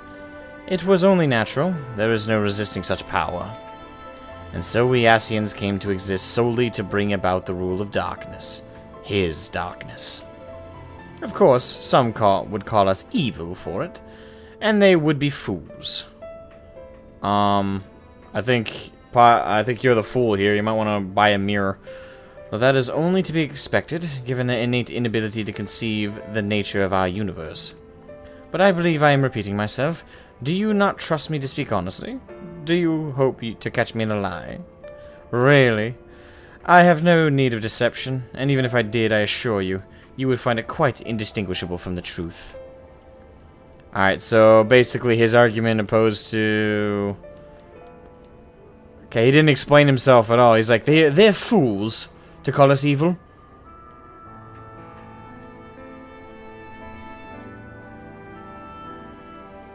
Yeah, you actually got anything to back that up, or... They're fools. And... This is where you explain how they're foolish. How is anything that you and your group of evil fucking douchebags... How is anything that you guys have done... Like, again, personally, I understand. You guys want to bring back your old world, bring back that which you lost. That I can sympathize with. But you cannot at all remotely claim that you're not permitting evil acts to perform your one good. You're doing countless amounts of destruction and damage and chaos and death and destruction and absolute obliteration of cultures, societies, worlds, killing billions and trillions upon people to bring it back, what, maybe a billion, maybe a couple billion people from the world you came from? Sorry, you're gonna have to go a little bit further than just calling someone a fucking fool. If they're a fool, you prove it. Sorry. I'm hating him more and more. Why do you guys like this asshole? Dimitri Ion, welcome to the stream, my friend. How are you doing? C. Fry, welcome to the stream. How are you, my friend? Actually, didn't I welcome you earlier, Dimitri? I think you were here earlier, weren't you? Oh, I don't see you earlier. Okay. Eh, whatever. Luneth Wolfwood, welcome to the stream. I hope you're doing fantastic.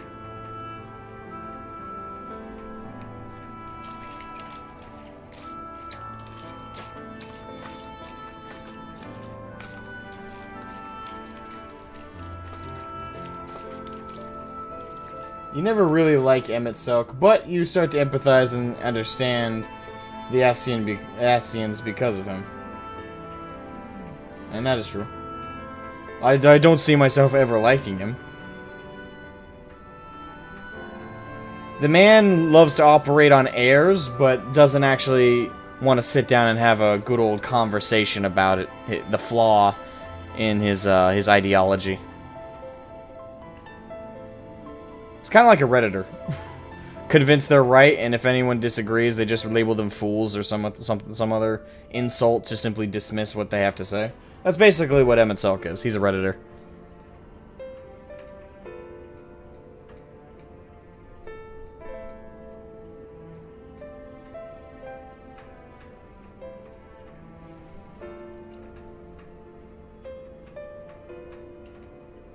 What is evil is a spectrum. For one, something necessarily maybe seem evil, to another, the vice versa. I know, we've... How many times are y'all in the chat gonna say that? It's been repeated a shit ton of times.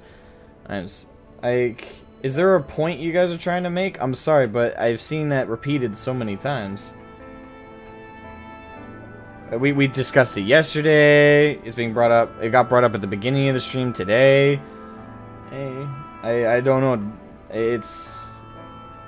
Again, that's been factored in, and I've already explained myself. It's a simple matter of numbers and majority. It's billions. It's sacrificing trillions to save billions. You got to get down to the numbers.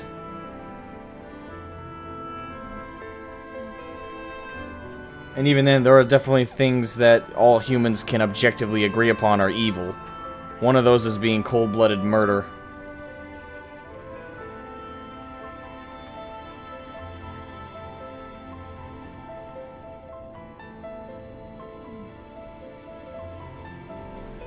Yes, I already acknowledged that sentient being perspective bullshit. That doesn't make them any less evil. It doesn't make them any less fucking evil. I acknowledged that yesterday, and I already counteracted it. Just because... I'll bring back the old argument that I put up yesterday. They're killing 13 little girls to bring back one.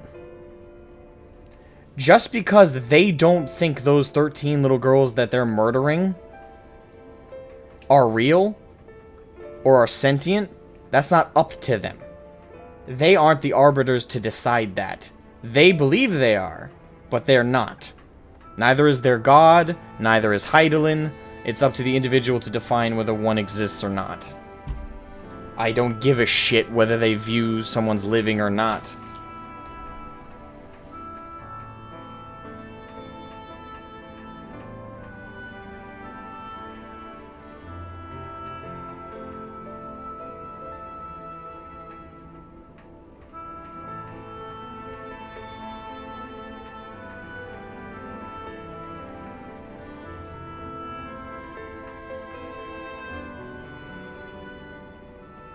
I do not mean to start a discussion. Well, it's not a bad thing to start a discussion. And I weren't here last stream. Alright, well. Do you want me to repeat my whole thing again? Ugh, I don't know if I can repeat the whole thing again. We went over it over like the course of an hour and a half. I don't know if I have the energy to repeat everything. Point is, if you want to engage in my thought process on how I view the Ascians, go to last stream. I laid it all out completely. But to simplify it, I think the Ascians are evil. I think they're bad, for sure.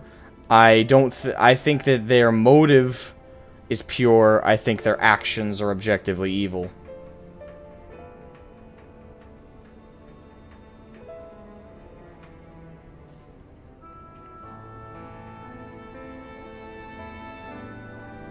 Oh, you were responding to someone else in chat. Okay.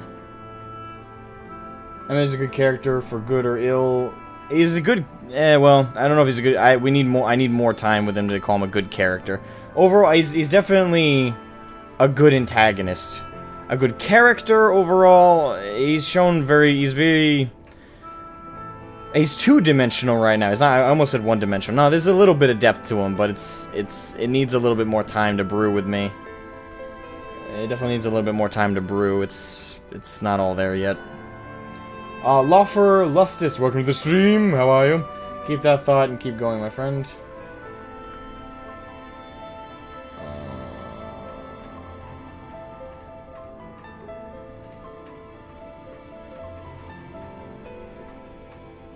Good, bad, where we actually stand. Well, the thing is, bad has always been like this. Final Fantasy isn't kind of introducing me to that concept of evil is in the eye of the beholder. It 100% is, and in my eye, the Ascians are evil. But I'm looking at their actions, not just their motives. I acknowledge that their motivation is, in a way, very pure. They want their old home back. They want their old world back. They want what was once a paradise to them brought back to fruition. That is something anyone can sympathize with and understand with. It does not alter their actions. It does not change the outcome of their choices and actions. It doesn't fix anything of that nature. And those who say, oh yeah, I'm totally Team Ascian, I'm not. I cannot sympathize with that point of view. Again, for me, the perfect analogy for what they're doing is they're trying to kill 13 little girls to bring back one little girl.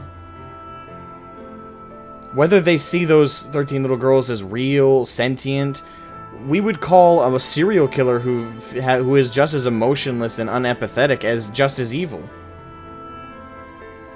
But to the serial killer, he's not evil. He's just doing what he's compelled to do. He's just doing what he wants to do. He gets gratification and satisfaction by killing those little girls. So that means he's the good guy in his story. That's essentially what everyone's arguing to me, is like, oh, because they see themselves as the good guy, that's all that matters. That's what a lot of people have been basically telling me, is that, oh, just because they see themselves as the good guys, that way we can just dismiss it as, oh, evil is subjective, evil is objective. Yes, it is. That's nothing new. That's like me stating the wind blows, trees sway. Yeah, no duh. That's obvious stuff. That's basic logic. Evil is definitely in the eye of the beholder. What does that change? They are objectively evil from our point of view, from my point of view, and I just don't understand the argument that, oh, well, you know, they think they're doing good, therefore it's good. Yeah, to them it is, not to the rest of us. If that's... I don't understand why people dismiss it that way. It's so unintelligent to me. To just dismiss it like that and be like, totally Team Ascian. Okay, so are you also Team Hannibal Lecter when he eats somebody? Are you also Team Ed Gein when he ate... Well, it's believed he was a cannibal. I don't think he actually was. But does that mean Ed Gein was a hero to himself and we should just dismiss the evil acts he did as, oh, well, he thought he was doing good when he cut up women and wore them as a fucking skin suit? That's the illogical side of like when people just kind of dismiss the evil side of the Ascians by just simply saying, oh well, evil's subjective, evil's in the eye of the beholder. Okay. And then how do we determine evil? Well, we go by majorities. Majority of society deems certain things bad, and the majority of this universe deems what the Ascians are doing is bad. Therefore, by simple laws of how things function and how perspective works, invariably, the majority perspective defines what's evil. I have no doubt in my mind the Ascians don't think they're the bad guys. I have no doubt in my mind that they think they're the good guys, 100%. But invariably, they are the bad guys if we're going simply by majorities and by simple logic. I find it frustrating when people try to just dismiss it with, oh, the Ascians don't see themselves as the bad guys, therefore it's fine. Something about that frustrates me. That mentality.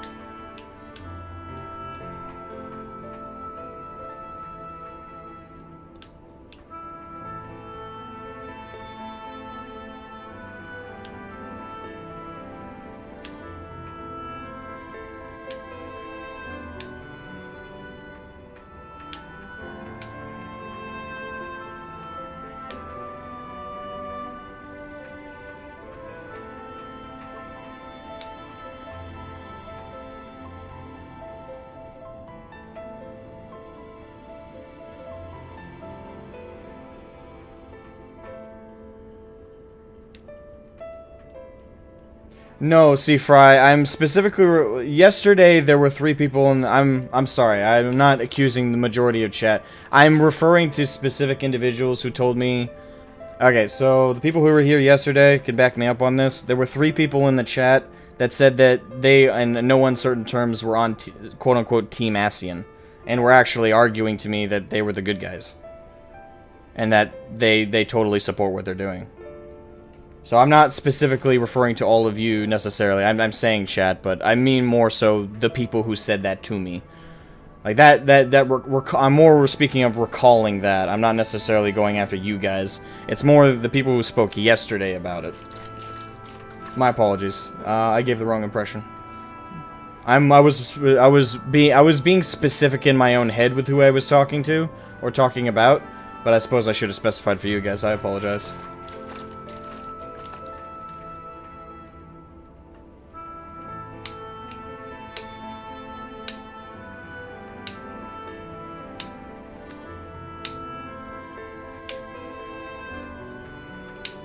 Xenovus, welcome to the stream, Xenovus. I hope you're doing well, my friend.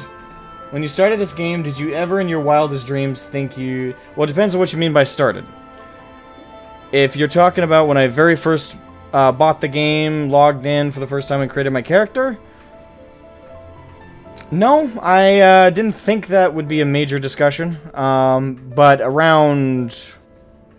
I would say around the end of A Realm Reborn, I would not have been surprised if it became a regular topic for conversation. But no, at the very beginning, no, I didn't think I'd be having this kind of conversation.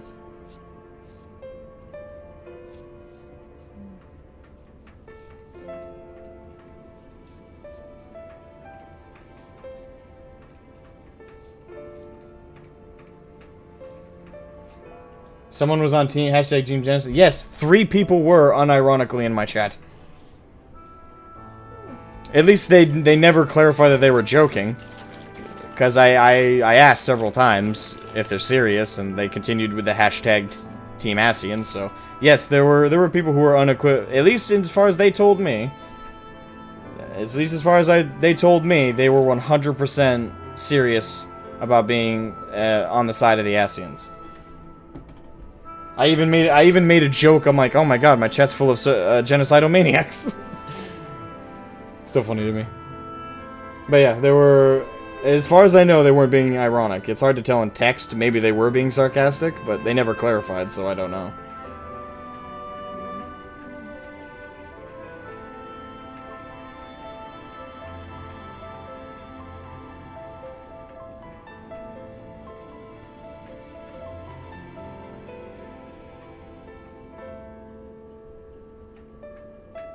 Yeah, see, Zianani. Zianani's got my back there. Yeah, there were 3 people pushing the they are the heroes of their own story narrative really hard. Yeah, but there were also 3 people saying unequivocally that the Ascians were the definitive bad guys.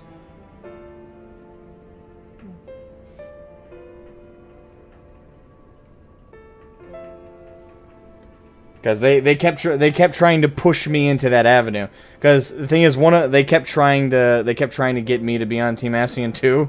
Because in my opinion, they posed a really unfair question. Because the way they posed it was intentionally, in my opinion, it left you no other way but to say you agree. Because one of them posed to me, if 10 strangers. If you had to kill 10 strangers to save your sister, would you? I said, yes, absolutely. But my problem with that analogy is it's too unspecific. Right? 10 strangers. You leave it entirely up to the person you're asking the question to invent the scenario, the details of the scenario. Which every person, when they're in a scenario like that, they're going to try and add the most amount of those details to that scenario that make them look the best or feel the best about the end results. So it's like, I have to kill 10 people. Well, in my head, like, I imagine these 10 people kidnap my sister and are torturing her and are threatening her life. We conjure that up. I think my analogy is a lot more accurate. And is a lot more fair to what actually is going on here, which is the 13 little girls sacrificed for 1 little girl. I think that's a lot more accurate to what's being aversely stated and established here. I think that's a far more fair and correct way to pose what's going on with the Ascians.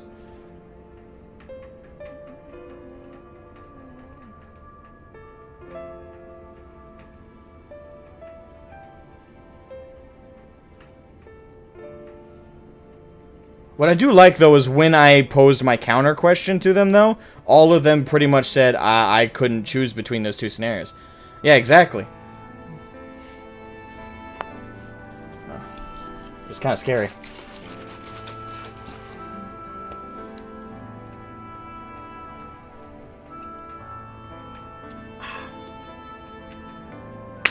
Hey, remember that part when you ate weird things in Amarang?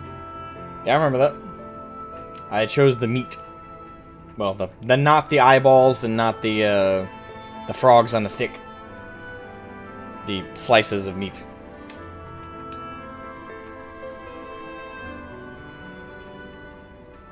The other hour-long discussion with yesterday's on phone. What was the other one? Oh, what? The Vieira debate, or Ascian lore, but that doesn't excuse their actions just because I love them as villains. Yeah, thing is, I love them as villains. Like, I can totally relate to that. It's the people that were trying to convince me that the Ascians were the good guys. Like, overarchingly, like those are the that was scary to me that people were trying to convince me of that.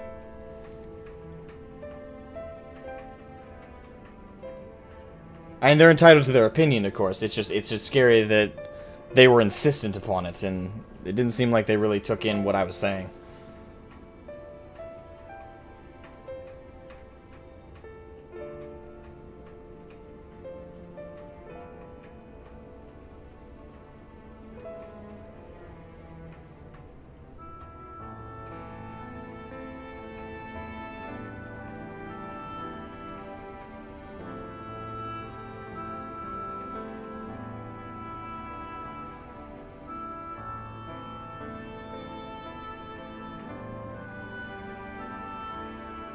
The thing is, I don't like that analogy, Lunith. The debate, the old school debate, which is scary to me, it's a debate, about like sending an animal to slaughter so that we can eat. I don't see it as the same, because that's not murder, it's not malicious, it's not malice. It's for us to survive. Now it is a fair point to bring up with the Ascians debate. Because in this, it is very comparable to their situation, because they're putting us out to slaughter for the sake of bringing back their world. In many ways, it is more comparable than a lot of examples I've seen. Where I think it falls apart, however, is that in the case with animals, in particular, coming from a family that lives on a farm, and I have actually, with my own hands, slaughtered animals. I've put rabbits to the slaughter. I've put deer, other creatures like that. I have no hate in my heart, and I don't put them through countless misery to do it. When we put an animal down, we wait till they're at full maturity, which means they're at the peak of their life and existence, and when we take their life out, we do it in the quickest, most painless way absolutely possible for the animal. And that's what any halfway decent person would do. And we do it only out of necessity. Now, I understand the Ascians see it the same way, but where it falls apart is that this is people. Now, I know a lot of people value animals more than people. I'm not one of them. People are better than animals, and what makes us better, yes, is invariably our humanity, our intelligence. Yes, it sounds for a lot of people that's not enough. But for me, it makes all the difference in the world, is our level of self-awareness, our level of intelligence, I guess a pompous way to put it would be our higher state of living. That does differ us. In my mind. So, that's where I stand with the whole animal example, is it falls apart because animals aren't on the same level as us. I don't see it that way. I still love my dogs, I still love my animals, but I mean, if it came between saving a family member or my dogs, I'd save my family members. Any day of the week. Alright, I'm gonna read like three more comments, and then we gotta get back underway, because I don't know how long we've been talking about this. Hold on, I'm trying to scan, see if there's particular words that should catch my eye.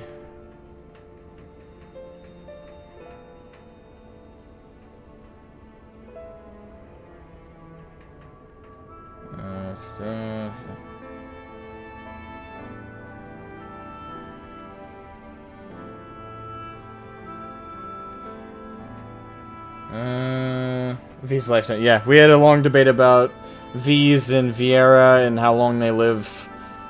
We had a debate about that yesterday. That was fun.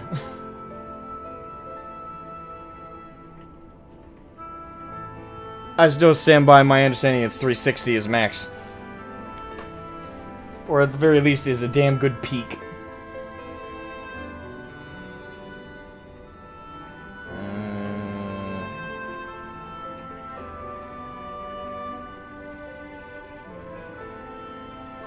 Yeah, and the thing is, that's where I stand. That's where I stand, right? Like, I agree that the Ascians are the good guys from their own perspective, and their motives are pure, but their actions are objectively evil. That's my stance.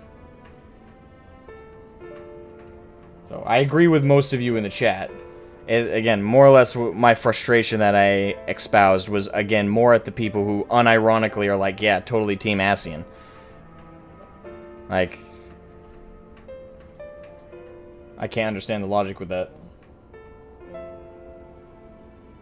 And you can sympathize with good villains, absolutely, but it's 100, like, it's like that bar none, like, yeah, they are the absolute good guys, thumbs up to them, they should win. That, no. I can't, like, I can't connect with that thought process. Josh, welcome to the stream, Josh, welcome. See, Josh, were you there yesterday when someone yesterday was trying to... Was the 3 guys in chat that were really unironically pushing hashtag Team Ascian? Were you there? I think you might have been. I can't remember.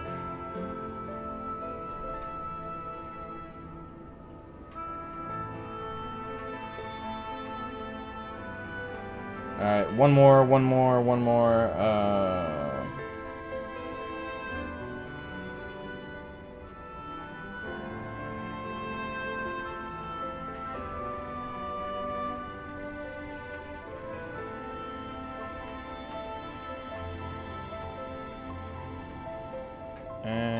Boom. Did I dump on Van? For asking the same question in 7. Wait, can you remind me of that question? It's been a long time since I played 7. Which question? Well, at the end of the day, you can't force your views on someone. Has to be that level of respect to accept the other's point of view. Yeah, and I accept their point of view. Like, well, talking to the Ascians, I accept their point of view. Like, I understand that. Oh, no, I haven't played 12. I was about to say, I don't remember anything like that from 7. What? No, it's X. Sorry, for some reason I saw V. No, I haven't played 12.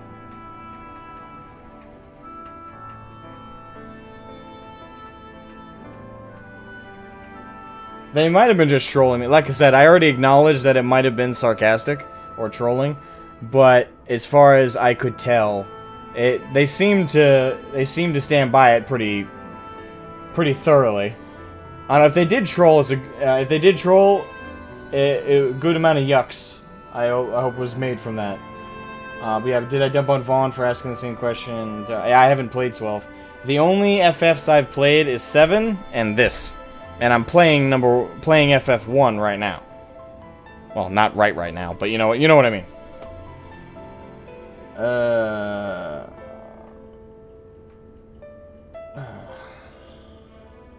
It didn't feel like trolling. It didn't come off as trolling, but sometimes trolling isn't always. It's very rarely in good spirits, so usually it doesn't. Usually dedicated trolls don't come off as trolls. Like that's how they're good at it. Is they're able to convince you that they actually mean what they say. Alright.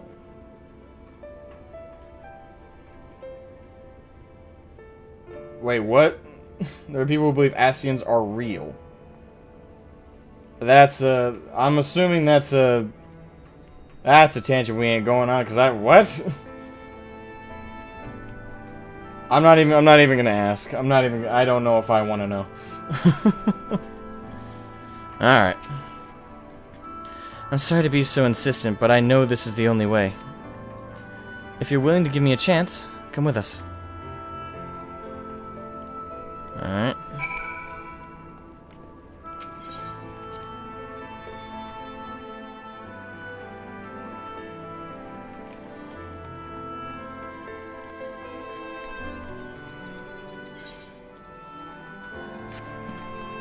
Alright, just over yonder.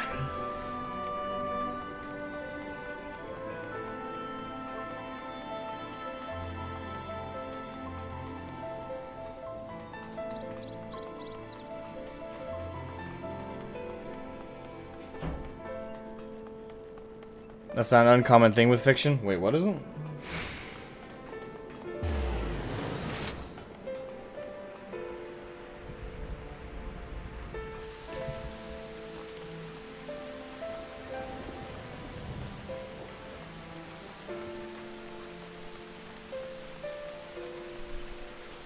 I mean, there are some quirky people out there. There's some quirky people out there. And it doesn't surprise me there are people who believe fictional characters are real, but... as long as they're not hurting anybody, I guess their delusions are their delusions. Sorry for the wait. I'm ready now. And you're sure you want to do this? Completely sure.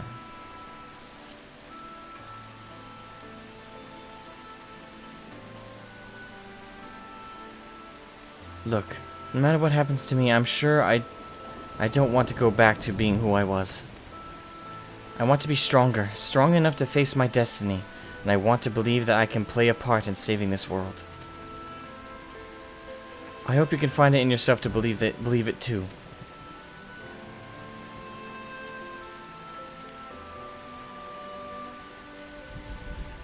When you put it that way, how could we not?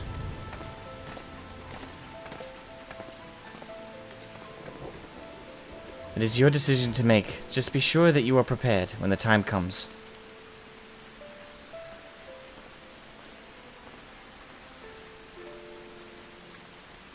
If all are assembled, shall we depart?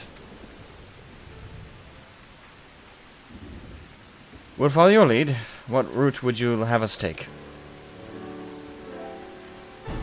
About that, there's something I neglected to mention. I saw a Umorn airship coming in to land over Amarang while I was on my way back to the Crystarium. No doubt the same vessel that bore Vothri's forces to Raktika. Meaning we can expect to encounter armed resistance on our journey through the region.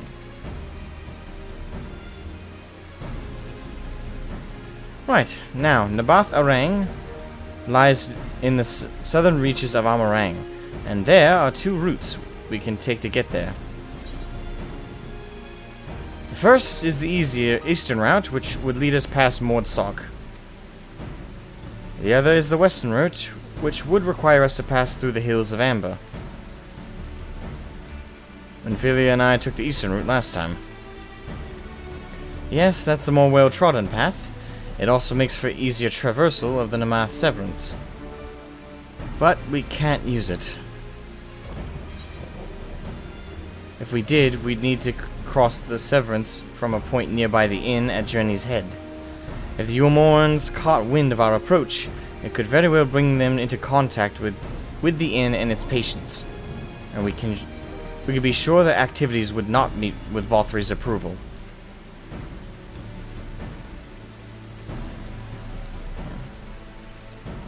It will make the journey more arduous, but I believe it would be safer to take the western route, which brings me to my proposition. While you make for the Hills of Amber in the west, I will draw the Umorn's attention elsewhere, to an area in the east that I know to be uninhabited. That way, you'll have a chance at reaching Nabath Arang unopposed and without risk to civilians. I cannot deny that it's a sound plan, but nor can I allow you to go alone. My skills will make your task at least somewhat easier, will they not? I will accompany you as well. Good. Oh, if I was in there, I thought we were going to let her go alone. It will afford us a chance to have a proper conversation. And if I go with the others, I'm likely to say something Thancred will regret.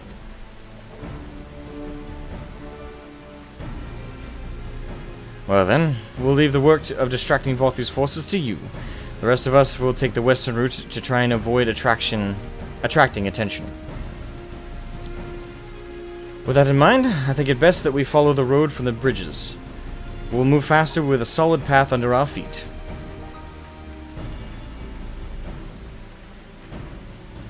We'll borrow a few Amaro from our own journey. I'll leave the rest to you, Minfilia. Thank you. I'll try not to disappoint.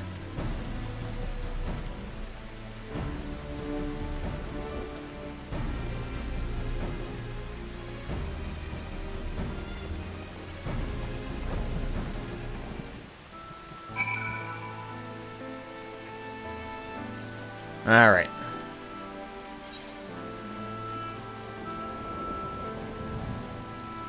All right, just outside the city.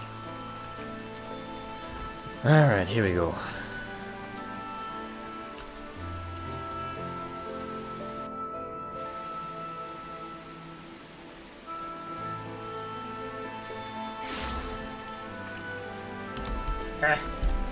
Damn, Mike. I keep hitting it with my damn headphones. Why? Alright.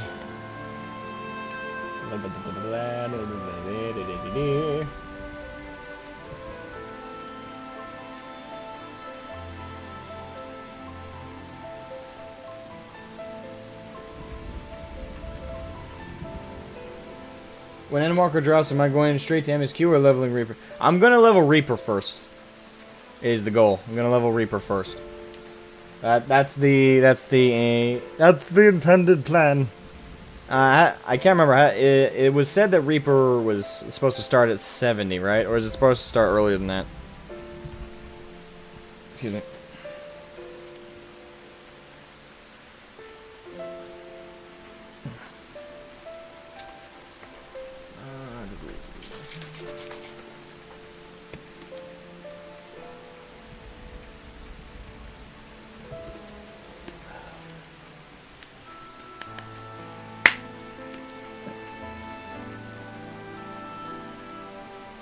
If it starts at 70, I can do both at the same time.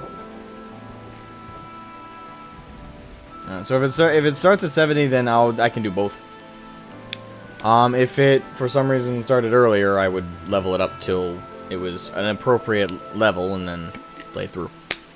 So I'm gonna grab Reaper, and then if it starts at 70, gonna progress both its class story, which I'm assuming it has, and also gonna be progressing through Endwalker. And any XP that I need, like for some reason if my leveling isn't matching with the quest, like if I'm under leveled for anything, I'll just spam dungeons or maybe just spam PvP till I'll just spam whatever's necessary to keep Reaper up to par with the levels that it needs to be. Well, I need to adjust my sword.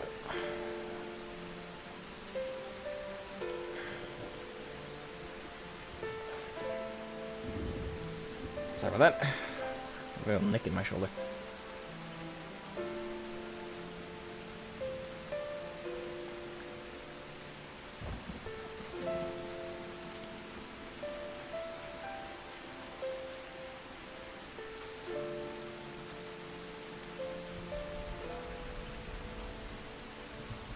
Bullshit from yesterday and today. Let's be clear, you're not smart. I'm not gonna go to war with those folks. Don't need to worry about it, Josh. Don't need to worry about Josh. Plus, I don't think any of them are in the chat currently. And even then, like, I'm not angry at them for their opinion. They're entitled to their opinion. I just think their opinion didn't make any sense if you actually thought about it for a few minutes. But that in and of itself is also my opinion. I'm not a very hostile person when it comes to disagreement. I mean, I don't understand, again, I don't understand the logic. I don't understand the thought process of being like, yeah, Ascians, they're totally the good guys now, right? Like, no, I don't get that whatsoever. But they're not being like, they're not doing any harm by thinking that. Like, you know, they're allowed to believe and think what they think. I'm allowed to as much fervently disagree and voice my disagreement. That's the beauty of opinions. We're all allowed it. Yeah, so, you know, don't need to let loose the beast. It's not a big deal. Besides, again, if it was trolling, it was damn good troll and it was pretty funny. If in hindsight it ends up that they were just trolling me, it was a funny troll because I was getting heated about it towards the end of our little discussion. So, it was funny.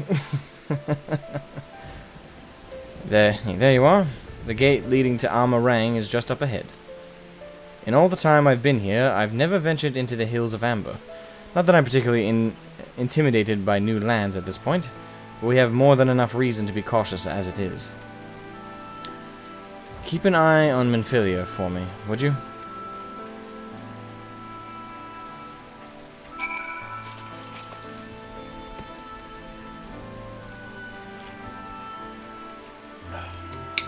Anyway, I've stated my my take with the information we have at hand with the Ascians. I've pretty much stated my I put my banner down twice already, so no need to dwell on it longer, I guess. I don't think it's apt to change, but I know that there's more information to come, so we shall learn more, and perhaps that may change my perspective. But as of now, I have stated my take. Off so soon, Master Scythe? You barely had time to recover from the battle. Nah, I'll be fine. It's not my first rodeo, kid. Well, if you're certain, I'm hardly in a position to question you. Yeah, this ain't my first rodeo, bro. I would say this is my 10,000th rodeo. Take comfort in the bonds you share. Accept the pain when the time comes to part. Press on, for joy and sorrow walk hand in hand. Beyond Mount Garik lie the Hills of Amber, beneath which run hidden veins of mineral wealth. Or ran, at least. Mayhap they are spent. Or mayhap the ringing of hammers can yet be heard below.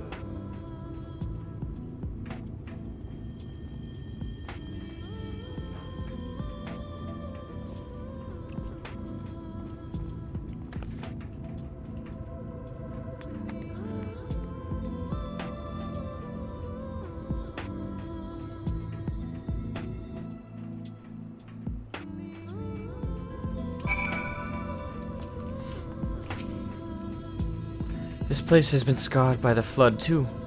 Who can say what lies ahead? But whatever else this road may be, it is mine to travel, and I don't plan to take a moment of the time I spend upon it for granted.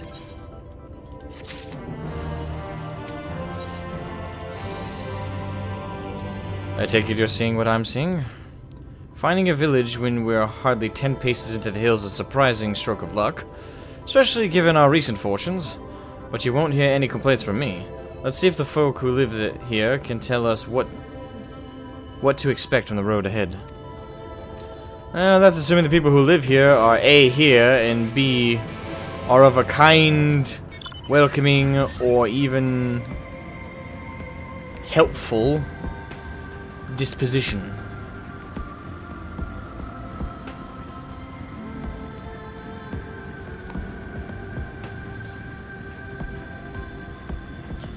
Alright, zun zun. Alright, so it's more of them.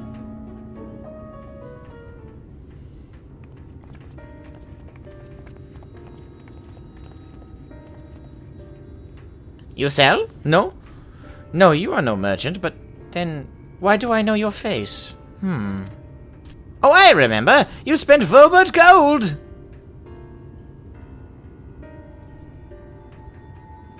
Such a coin purse cracking! You are already a legend among more traders. You're a traveling merchant, then? Can you tell us anything of this village? Of course, anything for a valued customer. This place is Garrick. Before the flood, it was home to many miners. After not so many. Now none. So Master Gengin borrowed the village, made it into a trading post. Very convenient location. In which case, you all must be familiar with the local roads, correct? We're on our way to Nabarth-Arang ourselves. If we continue south from here, will we have any difficulties reaching it? Oh yes, great difficulty. The flood rent the stone and crushed the mines surrounding Nabarth-Arang. Only steep cliffs and collapsed tunnels remain. Oh no. But surely there must be some way. Do you think any of the other Mord might have some sort of hidden route? Perhaps. You ask, they tell. Tell for free, even. So, friends of our best customer. Oh wow, they really love customers. Wonderful. Thank you for your help. Well then, best customer. Let's see what information your reputation buys us. Hopefully the good shit. The good kind of rep. Alright, Christian the Mord of Garrick. Alright, there's Gon.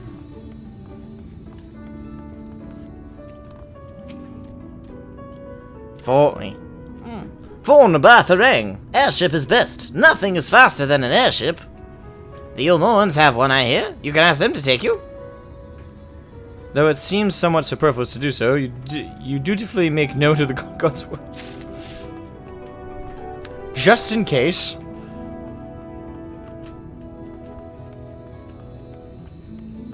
It kind of looks like an old West town kind of feel.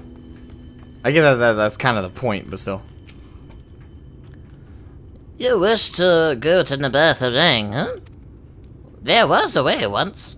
A gondola down from the cliffs, but it was built for those who had left something behind that they wished to retrieve. Now there is nothing left, and no one to use it. You may search for it if you like, but I doubted that its rusted wires would bear your weight. You hastily take down the memo regarding the gondola on a spare scrap of parchment. Alright, one more person. Perhaps hiding behind the buildings? Perhaps in the buildings?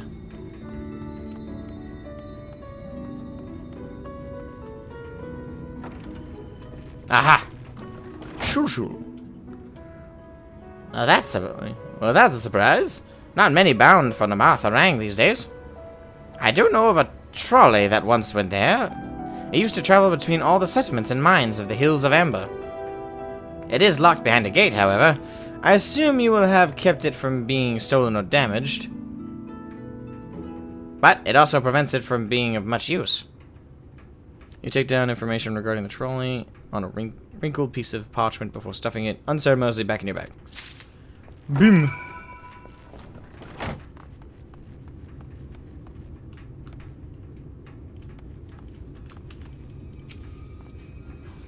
Ah, Shroud. I'm afraid I've learnt a little of use about how to reach Nabarth-Arang. The Ulmorn presence, though, that's another matter. Apparently, though their army is definitely in Armorang, there have been no sightings of Ulmorns at all in the Hills of Amber. Perhaps we could take that as a sign that Alizé's plan has borne fruit. Did you have any better luck finding us a route forward? The first one, no. The other two, maybe. So these are our options. Well, what do you think? We can try... We can get an airship anywhere? Not from the Vothri, obviously.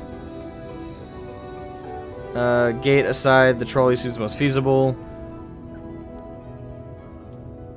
Yeah, the trolley sounds the most reasonable to me. It does seem to be the least risky of our options. I can't imagine one gate is enough to thwart you. I'd like to know a bit more before we dash off in search of it, though. Perhaps Zunzun can offer some insight.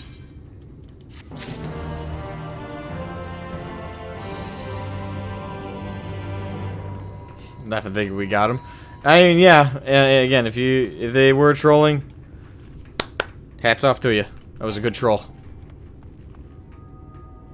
Let's see. Alright, so talk to Zunzun. Zunzun.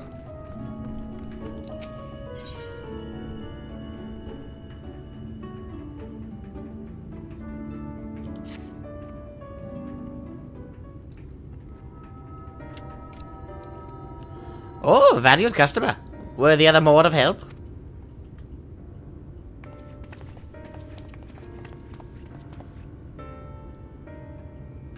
Of a fashion. They told us of a trolley that runs to Nabatharang, at least. But am I correct in thinking that there was a reason you did not do so yourself when first we asked? Yes, the gate, you see, it's impassable. Before there was a hulking thing of stone, the Talos, it opened the gate, they say. But none operate such a thing now. I do not even know if it yet exists.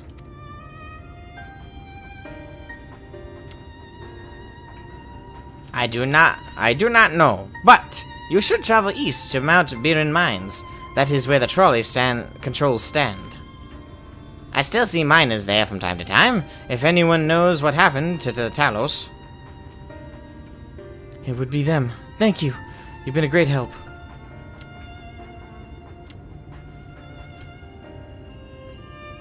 We're off to Mount Biren, then. Let's hope that someone will be there to answer our questions.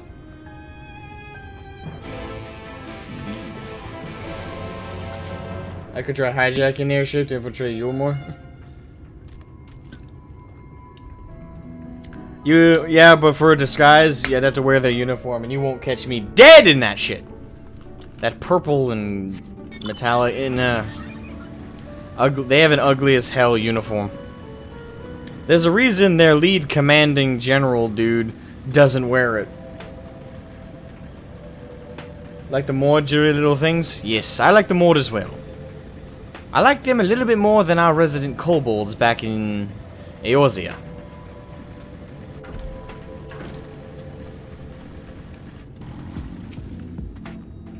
The scale of the track is impressive, I'll give them that. Now we only need to follow it until we come to the mines.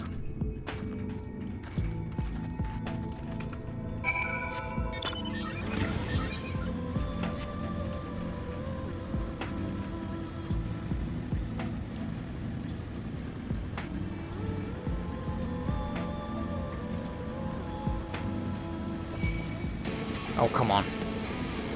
Hey, Self!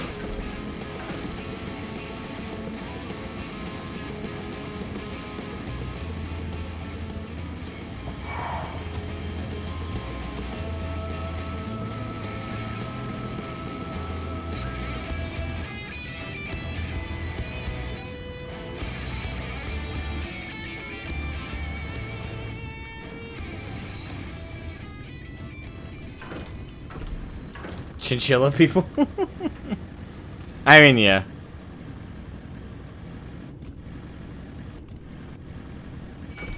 Oh. Feck off! I'm the papa!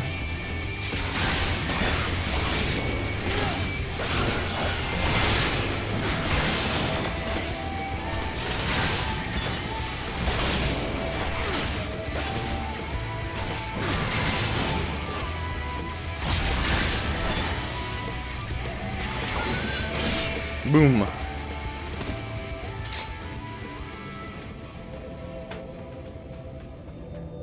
They're so murderous. Yeah. Sometimes I just switch to Gatherer for the stealth. And I still need to level my Gatherers. I only have one that's up to 50. That's my highest level Gatherer right now. Bit of a mess, isn't it? But the mechanisms for dispatching the trolley are here. Just as Zunzun said. Unfortunately, anyone who might know how to use them is not. We might wait for Zunzun's mysterious miners to appear, or have a look around and see if we can't deduce anything useful in their absence. I'm in favor for the latter. Something near the entrance to the mines proper caught Udionje's eye. Meet us there if you find anything. Alrighty. Give me a hug. Welcome to the stream. How are you? Monk is the only true melee DPS.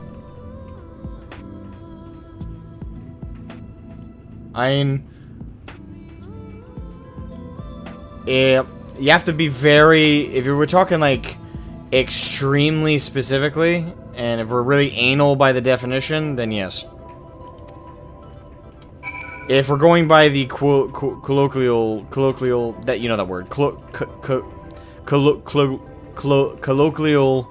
colloquial terminology, it just means close range.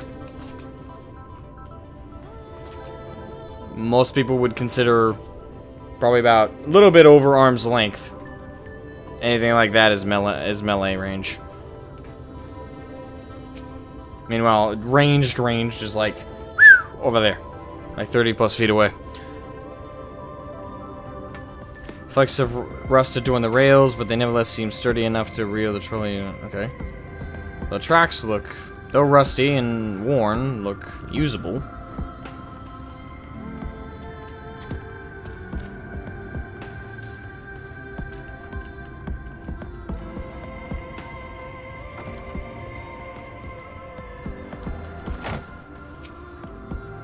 Conspicuous cup. A cup is slightly warm and a fair amount of tea steeping over long for the color as any indication remains within.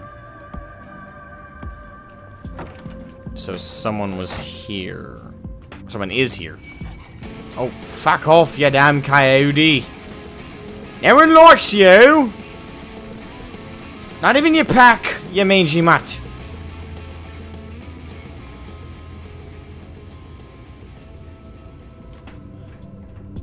Gnome? Really? A gnome? I'm a gnome. I'm not a gnoblin, I'm a gnome. I hear the ether thingy majigger. There she is. I'm the papa. Mine. Oh, you're just happy about the changes. Oh, okay.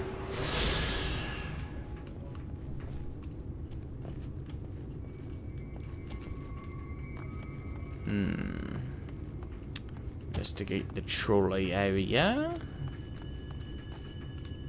Actually, maybe I was supposed to go up there. Don't mind me, gnome. Okay, mind me, gnome. That's fine. Understood. I get it. We can't be friends.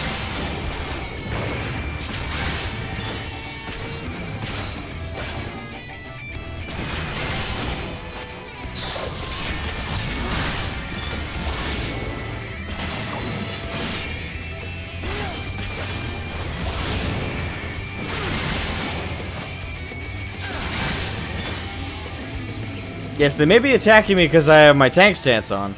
But the better question is, why would I turn my tank stance off? Just so they won't attack me? Bah! I ain't no coward.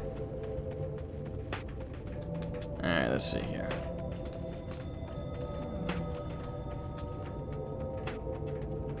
Not sure what I'm supposed to be looking for.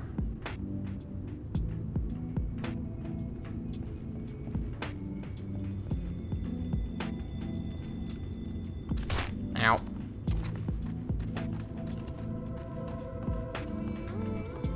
Oh, hello.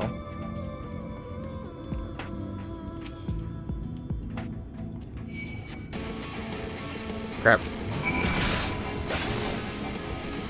Alright, the branches within suggest this must have been a passenger car. Oddly enough, though, it is clearly old. It appears to be well maintained. Alright, so we've seen plenty of signs that this place is well used still.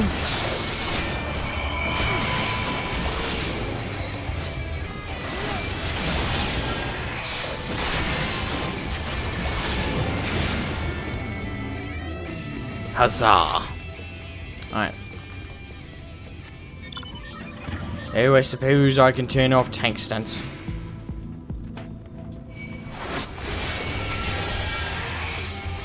Well, that did a lot of good.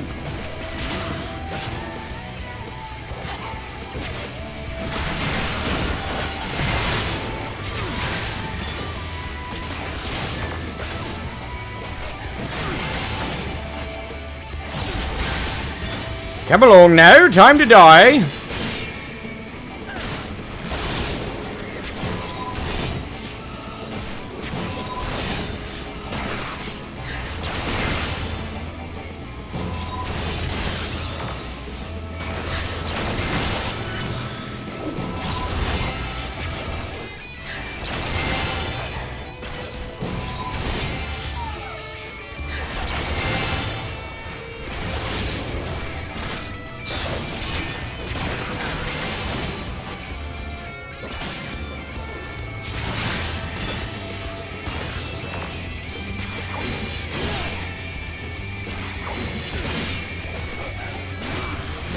I'm on. You're holding up the works here, Coyote.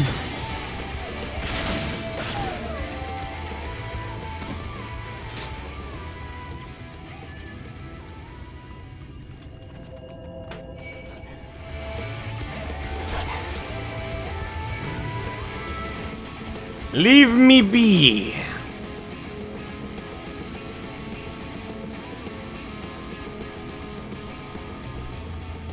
There.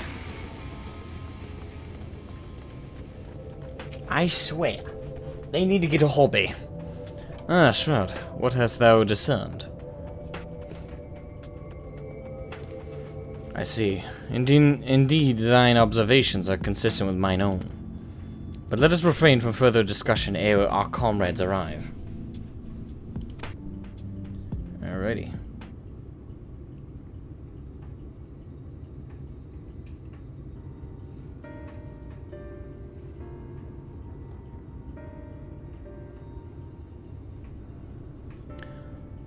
Ample evidence of recent maintenance and lukewarm tea besides. The levers for switching tracks looked like they were in good condition, though I couldn't move them myself. No ordinary person could, I think. It is my belief that no person is meant to.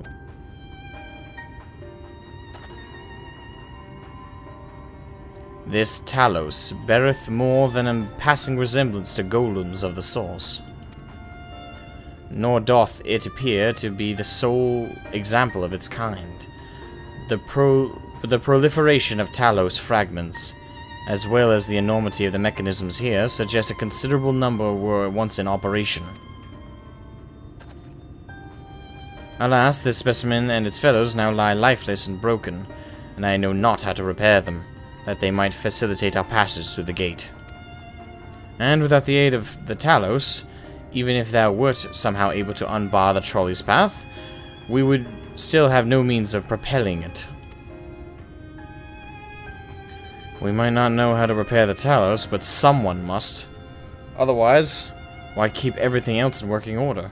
Whoever is maintaining the cars and rails must know something that we don't.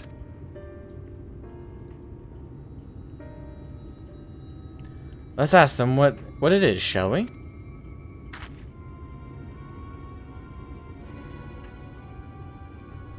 Shroud, I do believe you'll find a person of some interest skulking in the shadows behind the warehouses on the northwestern side of the tracks. You can't out-sneak a ninja. Or I guess he was a rogue, never a ninja, but you know, same idea. While you two have a friendly chat, the rest of us will gently encourage those to the south to come out of hiding. Defend yourselves as necessary, of course, but do try to keep everyone in one piece.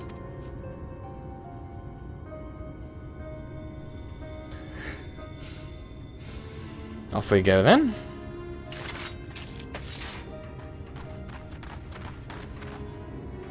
Alright. Odion pulled out his dual disc. You know the shit's getting serious.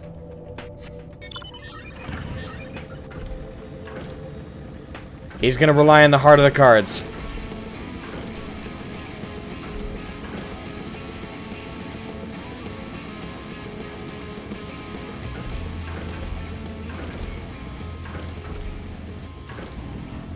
Hello?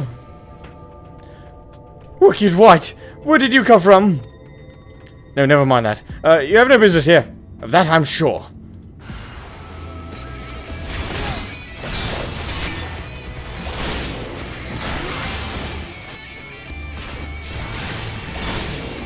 Well, Not the friendliest of chaps, that's for damn sure.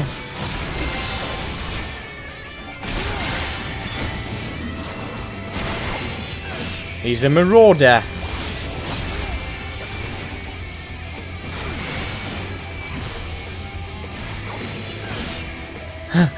What are you? Ah! Try the suspicious man. I have done so. Hopefully we didn't kill him.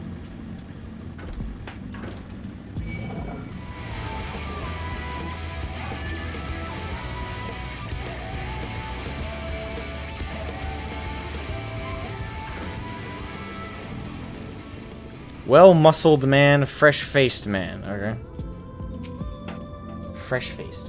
What does that mean? He has a fresh face. Does that mean he's healthier? Good to hear.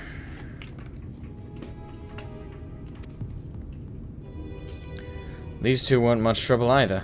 Let's see what they have to say for themselves. Us? We're not the brigands come to take what isn't ours. Do we honestly look like we need to steal? What, some rusted bits of iron? Don't be absurd. I'm not here to rob you.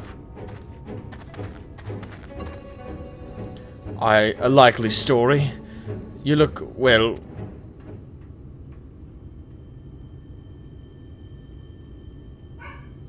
You don't look normal, that's for certain. You don't have any wares. So you're clearly not merchants. Travelers never pass this way. The only reason you would come all the way out here is to strip the machinery for parts. Oh, Thaf. I have an idea.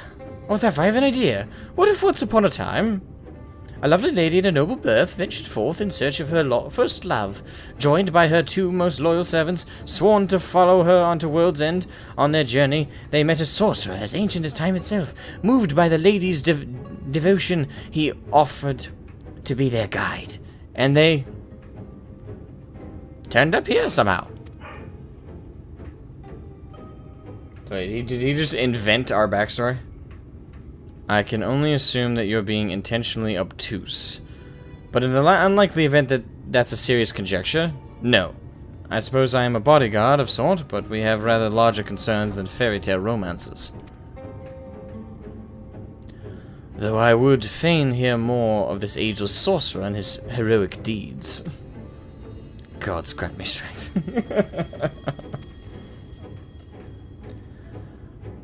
If I may, we're actually searching for a means by which to travel to Nabath-Arang. We were hoping that the trolley here might offer a solution. I realize that we haven't gotten off to the best of starts, but if you know anything about how we might get it working again... The trolley? The trolley. You should have led with that. We're always keen to discuss the trolley. We're both engineers in training. In fact, Jarek and Thaf, at your service. Technically, I'm a miner, and he does repair work. But our true passion is the trolley. We're working with a few other folks to get it up and running again. And before you ask, yes, it's true that there's little in need of transport these days, but there's no reason not to consign a miracle of mechanical innovation to dust. The mere sight of traveling the track once again would make hearts soar. Mark my words. You'll hear no arguments from us. What progress have you made thus far? Not as much as we'd like, truth be told. Well, is there anything we could do to assist you? We could gather materials or help put pieces together? It's a sight more complicated than that, I'm afraid. If you spoke with Magnus, you'd understand. He's the only one with full knowledge of the trolley's operation. I suppose you could speak with him, if you like. We'll introduce you.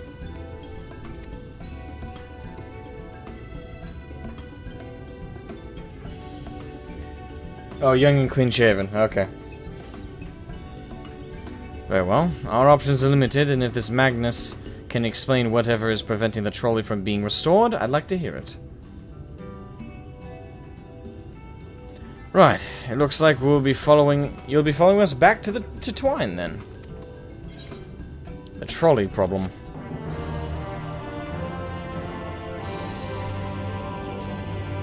So bro just said I wasn't looking at it from the dev's point of view.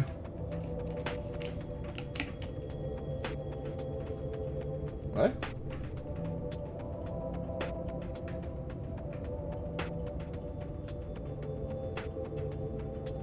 Okay, so this is Egyptian god card. I summon Exodia. Ah, shite.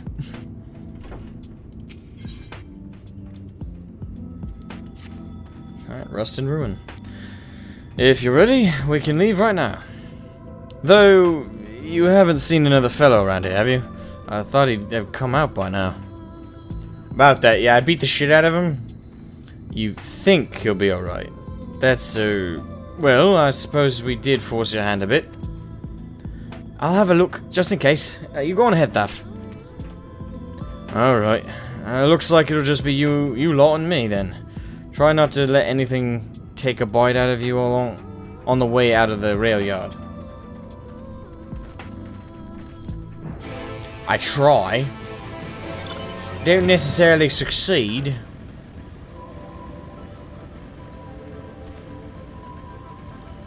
They should have named that world boss over there, Tremors, or a Graboid.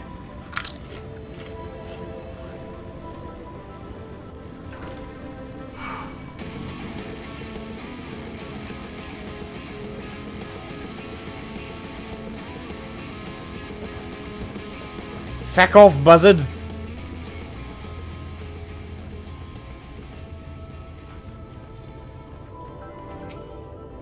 Damn, that's smarts. Did he have to thump me so hard?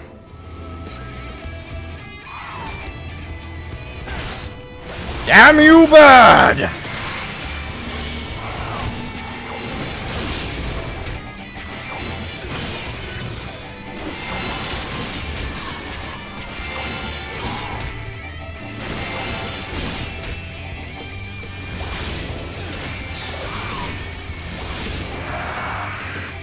Alright, you were saying? Damn, that's smart. Did he have to thump me so hard? I'll be feeling that for the next fortnight at least. Not to be done about it now, though. I've pointed your over-eager companions in the right direction, and they've gone on ahead, so we need to get moving. Normally, we walk atop the tracks, but seeing as the young lady has a much shorter stride, that's a more perilous route than I'm comfortable suggesting. Wouldn't want anyone falling through the gaps.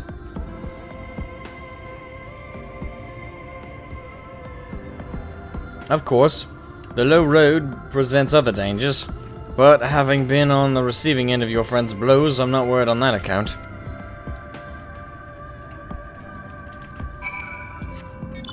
All the mobs around here are so tightly, like, knit, like, are so tight together. It's easy to aggro them.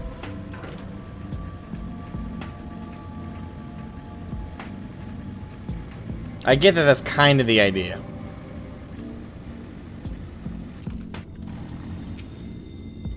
Wait a moment, I think I hear something. Oh, that's something, alright. Run! Whoa. Really? A damn coyote?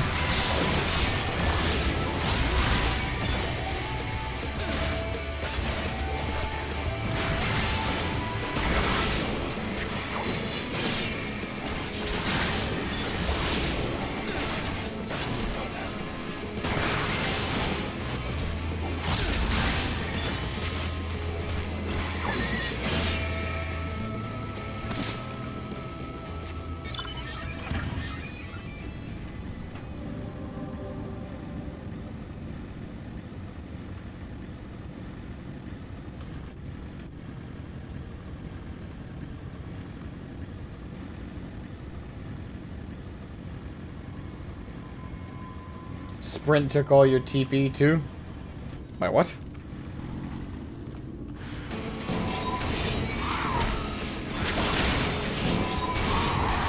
I'm the papa.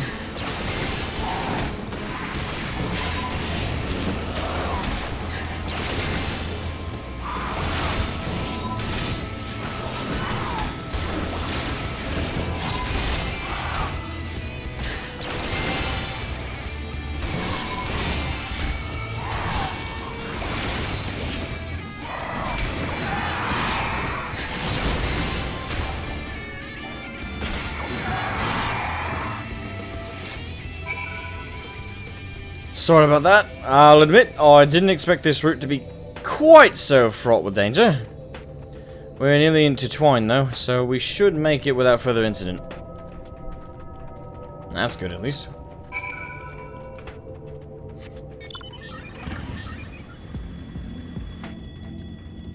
Oh, okay.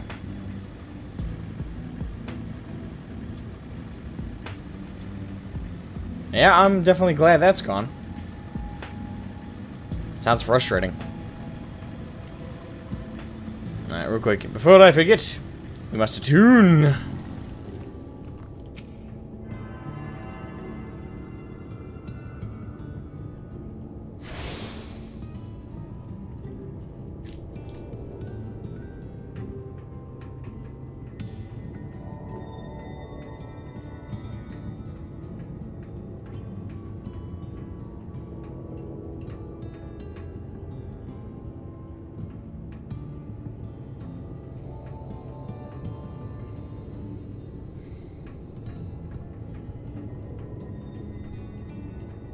Sorry, I got a message.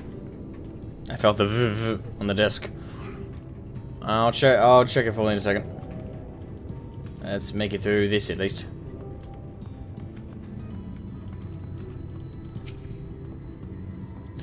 This is it. Welcome to Twine. Oh, that's that. The original dwellings were built to house those laborers tasked with building the track. Over time, miners came to seek their fortunes. And that's what made the town grow to what you see before you today. What it was kind of reminds me a little bit of, a little bit of Camp Drybone. Obviously the whole place is like the alternate universe standalone.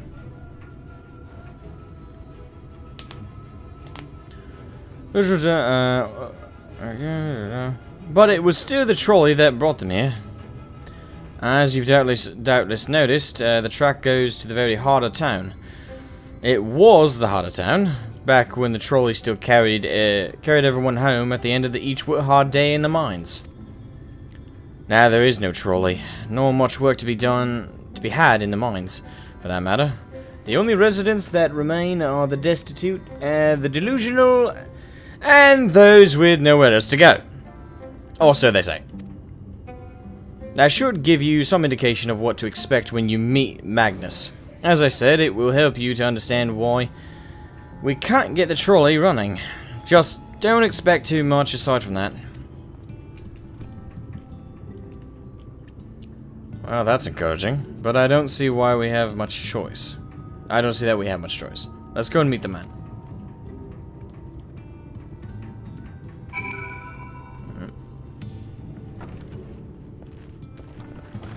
Ah.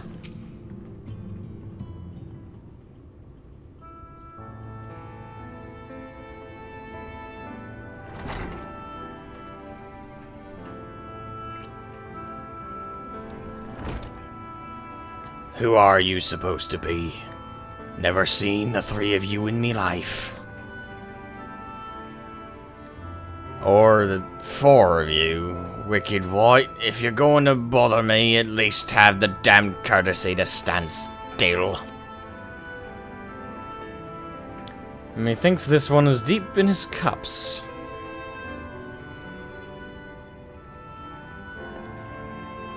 These are my guests, Magnus. We ran into them in the mines. They're looking for a way to reach Nabatharang, so they came to ask about the trolley, you see. Well, there's nothing in Nabatharang. Not anymore. And especially not for frail little girls. Give it up. No, we must reach Nabatharang. I must. Bah, so you have your heart set on it. The world doesn't care. The place is a ruin. Nothing more.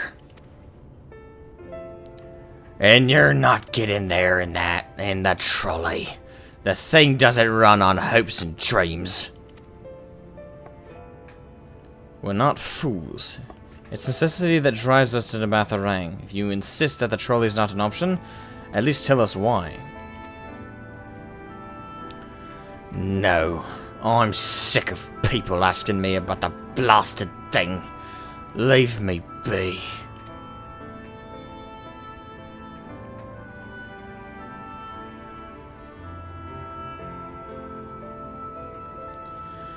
We'll speak outside.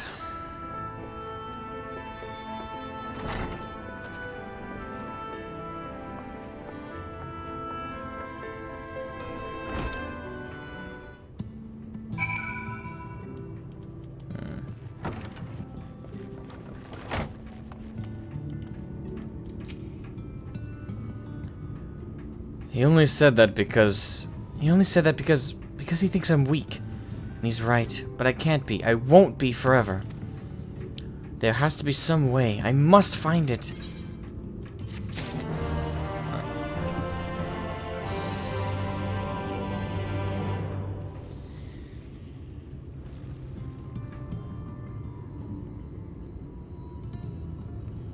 Okay. Hold on. Ain't a spam message.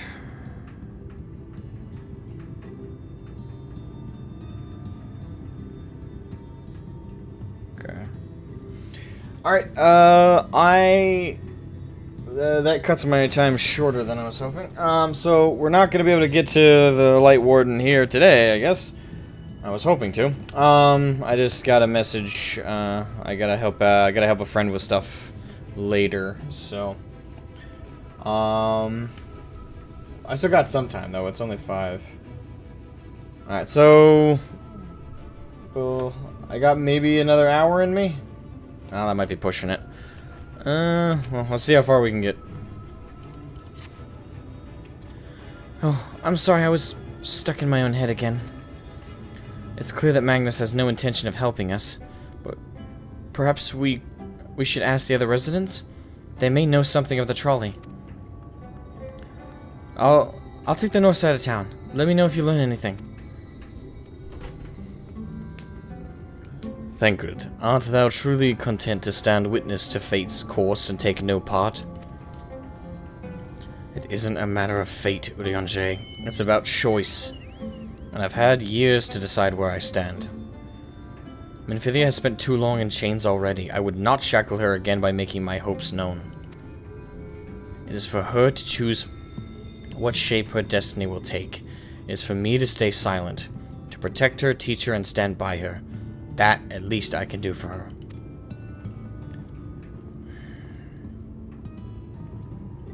So be it. Come, let us make our own inquiries. Welcome, Singati Blackwood. Welcome to the stream. How are you? Magnus is great. Takes no shit from anyone. You'll like him.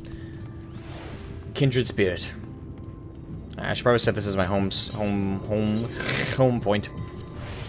There we go.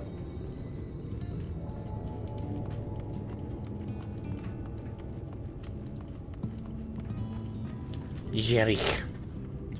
There you are. Oh, there you are. You'll be pleased to know I got our friend back home with no trouble. And he's just fine. He was a bit shaken up is all. And you, what did Magnus have to say? Nothing nice. I did have a faint hope that your need might prompt him to action where our interest is not. But I suppose that was foolish of me. I'm sorry that we couldn't be of help.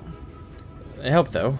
I could at least show you the trolley car we have here, if you like. You could give it a stroke or two. It has some very smooth wood. You mean to say you're not giving up?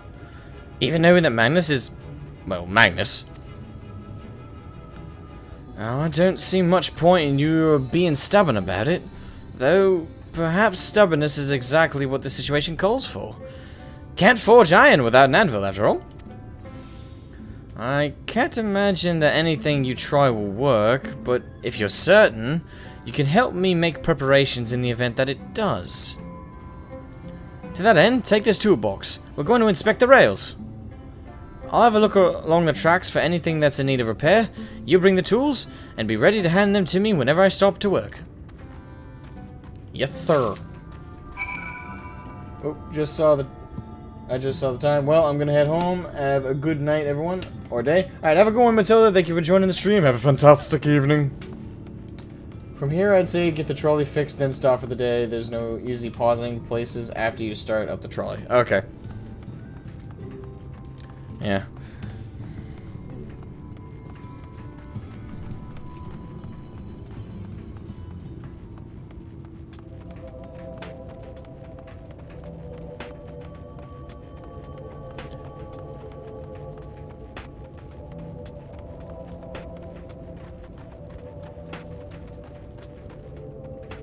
Or the ether.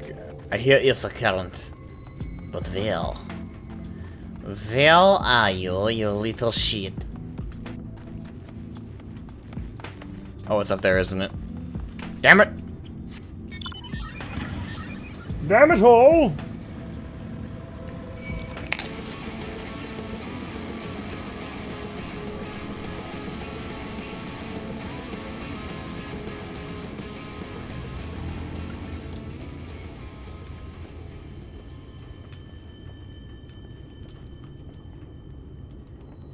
Oh, open the toolbox, okay.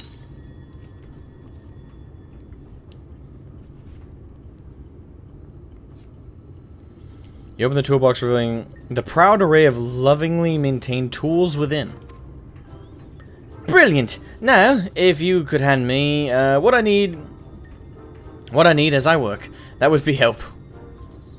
In this case, well, this bolt is loose, for one matter. We can't have that. I'll need to tighten it.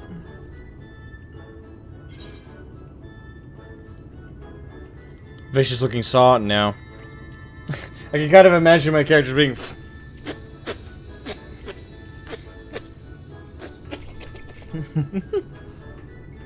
Mid-sized wrench, a ragged cloth. Mid-sized wrench. Ironically, this is what I'm going to be doing in less than an hour. More or less.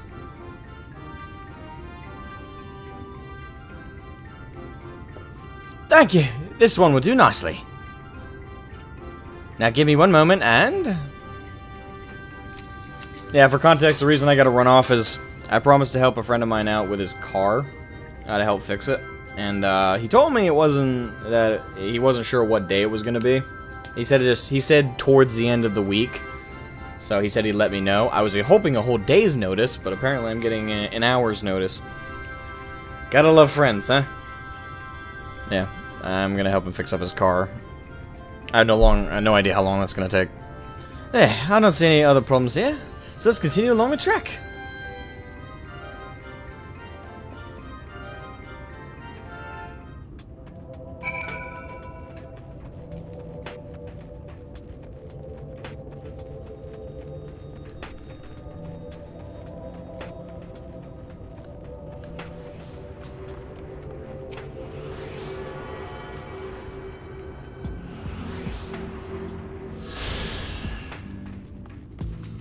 Alright.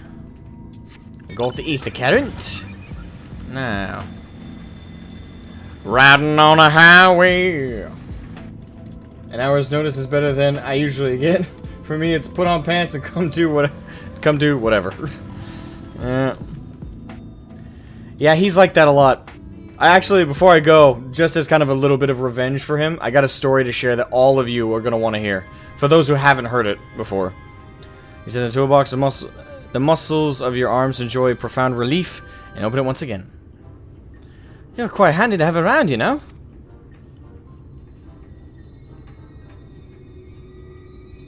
As a lamp here, these aren't often necessary these days, but if we're going to do this, we might as well do it properly. And if, by some miracle, the night returns as it did in Lakeland, well, it's a nice thought.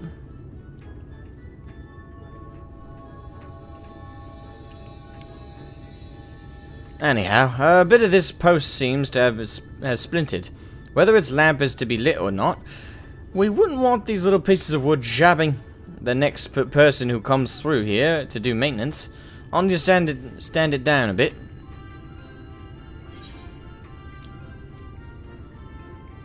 A rough file, heavy hammer, box off.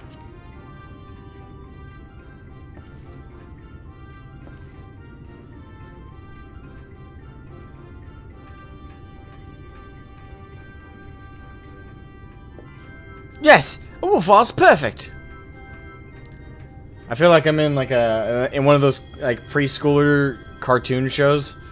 It's like do you see the clue? You do? Where? Over there? Kind of feels like that right now. I get that it's supposed to be just as silly. Let me even this out.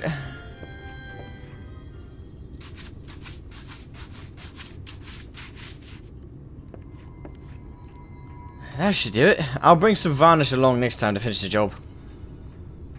I haven't spotted any other problems, so we can move along now. Unless you'd like to take in the view of the tracks from here for a bit longer. It's breathtaking, I know.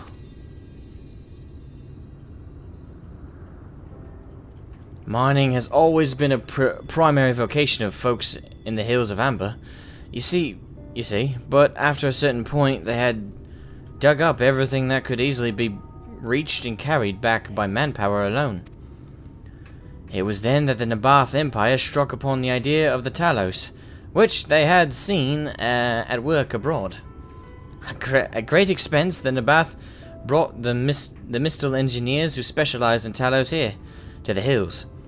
And wouldn't you know it, the mining industry picked right up again.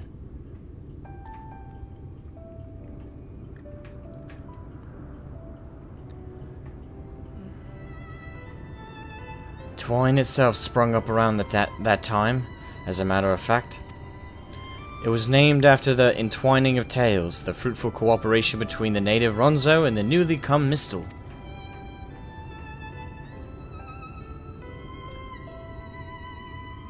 But that, like so much else, fell apart in the wake of the flood.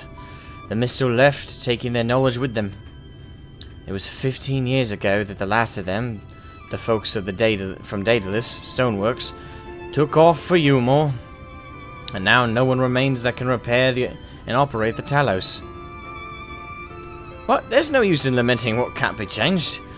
And there's one more thing we need to do while we're out here, so we might as well get to it.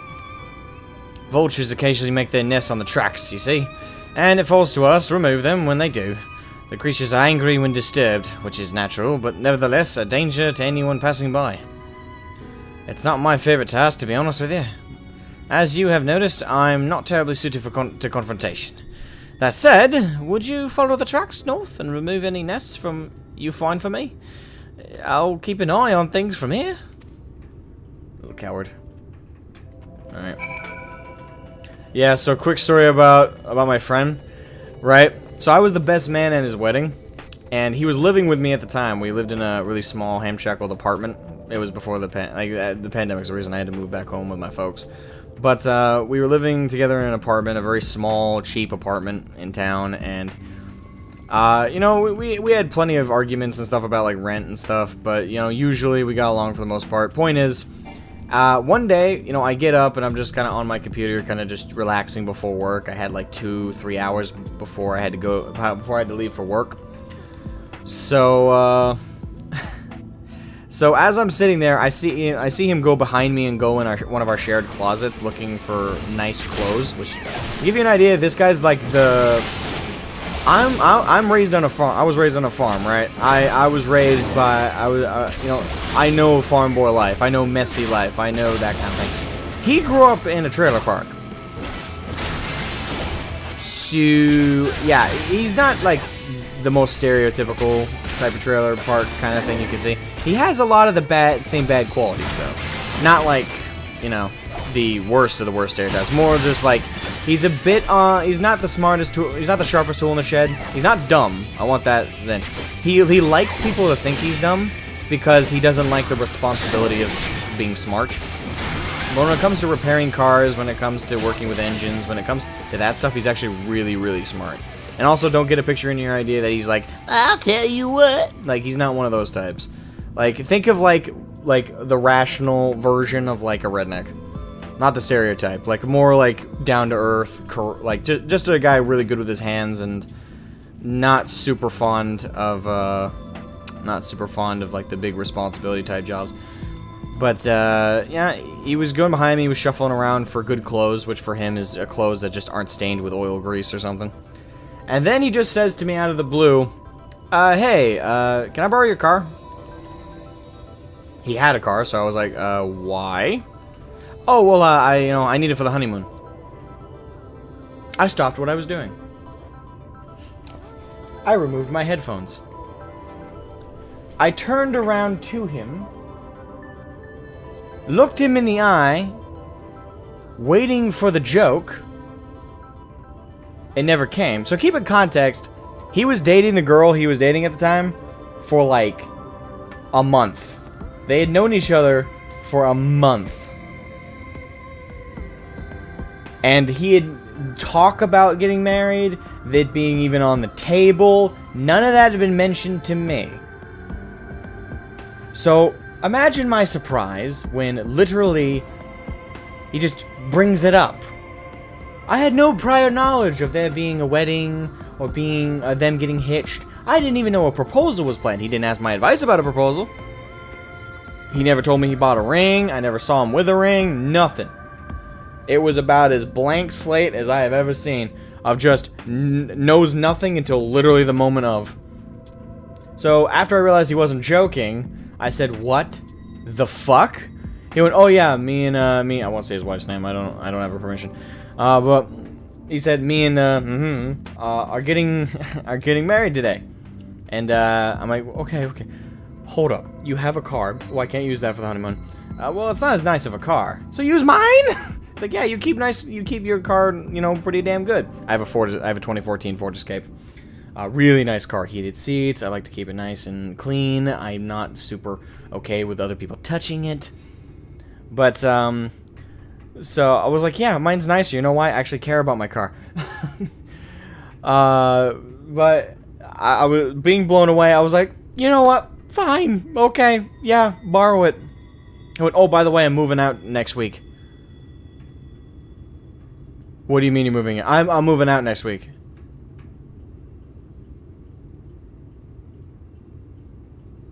"You haven't paid this month's rent." "Oh, I'll leave it with you." Okay, that's not really the point. It's like, "Oh, by the way, can you be the best man?"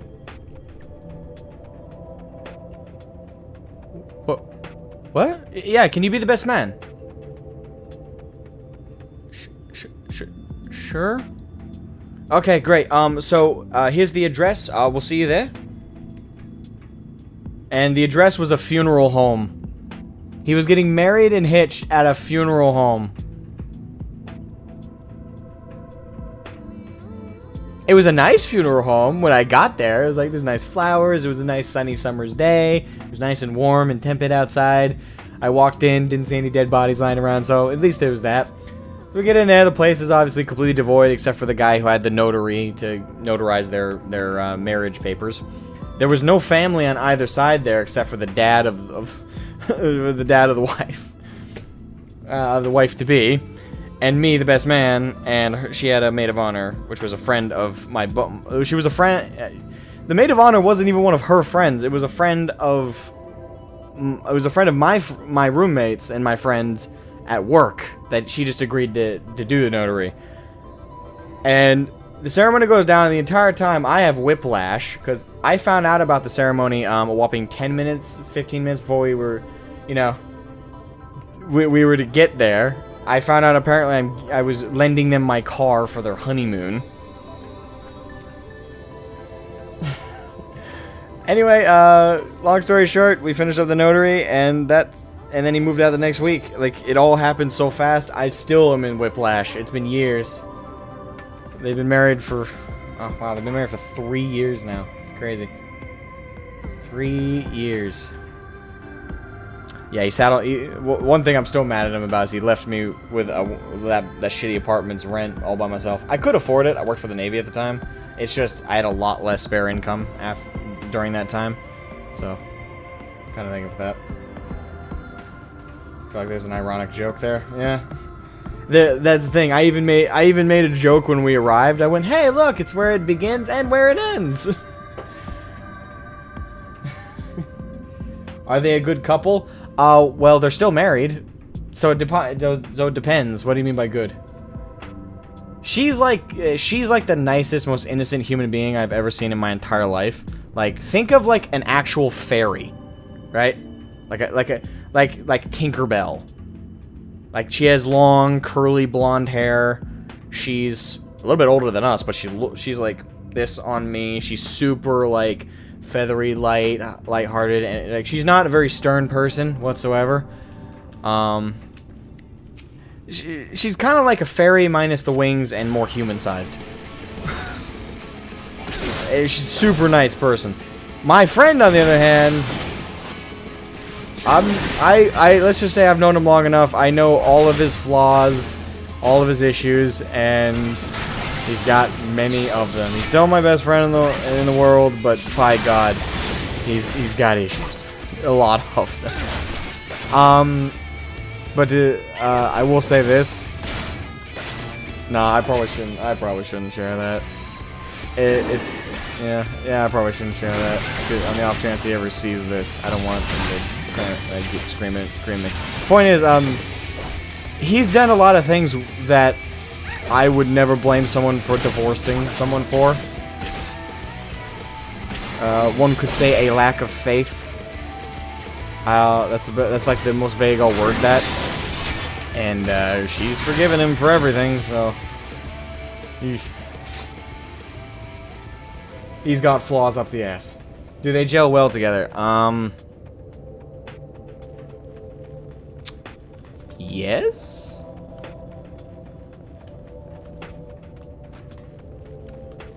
Question mark? I mean, he truly does love her and support her. He just, again, has certain issues that he's still not addressing. And she's got issues too, but not like the kind of issues that I've dated in the past. I've dated women who, you know, I've dated some pretty hostile women. I'll put it like that. Her issues are more like internal stuff. Like, again, not my place to say all that, but they both got issues. So I guess in that sense, they kind of balance each other out. They both truly love each other, so again, that's a pretty big part of it. But they're very different people, personality-wise. Very, very different kind of people. But you could say that's kind of what makes them work. I mean, they have three kids. Well, correction. He has 3 kids. She has 2. And 2 of them they had together. That sounded it is very uncertain. When you love someone, you put up with weapons grade issues of the other yeah, that's true, and they're a pretty good example of that. There's a lot of forgiveness in some of the stuff that's happened between the 2 of them. And as long as they're both happy, though, who are we to judge? I have no idea if they're happy half the time. I know that they are happy with each other, with the exceptions of like the issues that go down between them. It's like, but that's like every marriage, so that's not very clear. Thank you. That should be everything taken care of. In return for your help, I'll tell you a bit more about the trolley. Nothing that can get it started again, though. As I said, the only people who knew how to repair the Talos are long gone. When they left, the life began to bleed out of the town. The trolley's tracks rusted and its cars fell into disrepair. Now I was born in Twine, raised there. My first word was trolley. Damn it. And those were the worst years of my life. But then, about 7 years passed, Magnus and his wife returned to us. Magnus is a real, proper trolley engineer, and perhaps he would never have left in the first place, if it hadn't been for his son. As you're well aware, Armorang is hardly the safest place, and Magnus wanted his child to grow up away from its dangers. It didn't help in the end. The Sin Eaters got the boy. Isn't that always the way? The child had always said that someday he wanted to see Magnus's trolley running again. So, in his memory, they returned to Twine, started fixing those rusted rails and broken cars, and it was going well for a time. Wicked white vultures! Are they back for revenge? Never mind, I don't want to find out. I heard it even from my headphones, even though they weren't on.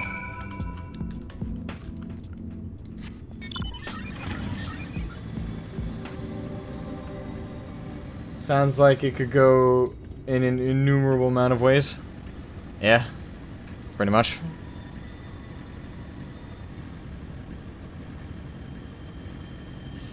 I'll never forget his wedding day.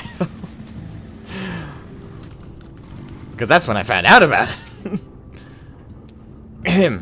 Nice work out there. And now you know the story of the trolley. Won't do you much good without the Talos, though.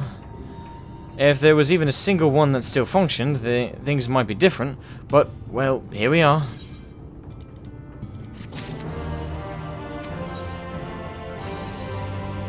Not that it'll do you any good, but we do have a Talos we've been meaning to repair. I can show you if you'd like. It'd certainly be nice to hear something other than Magnus's griping for a change. Alright. Alright. Boom. We shall call it there then.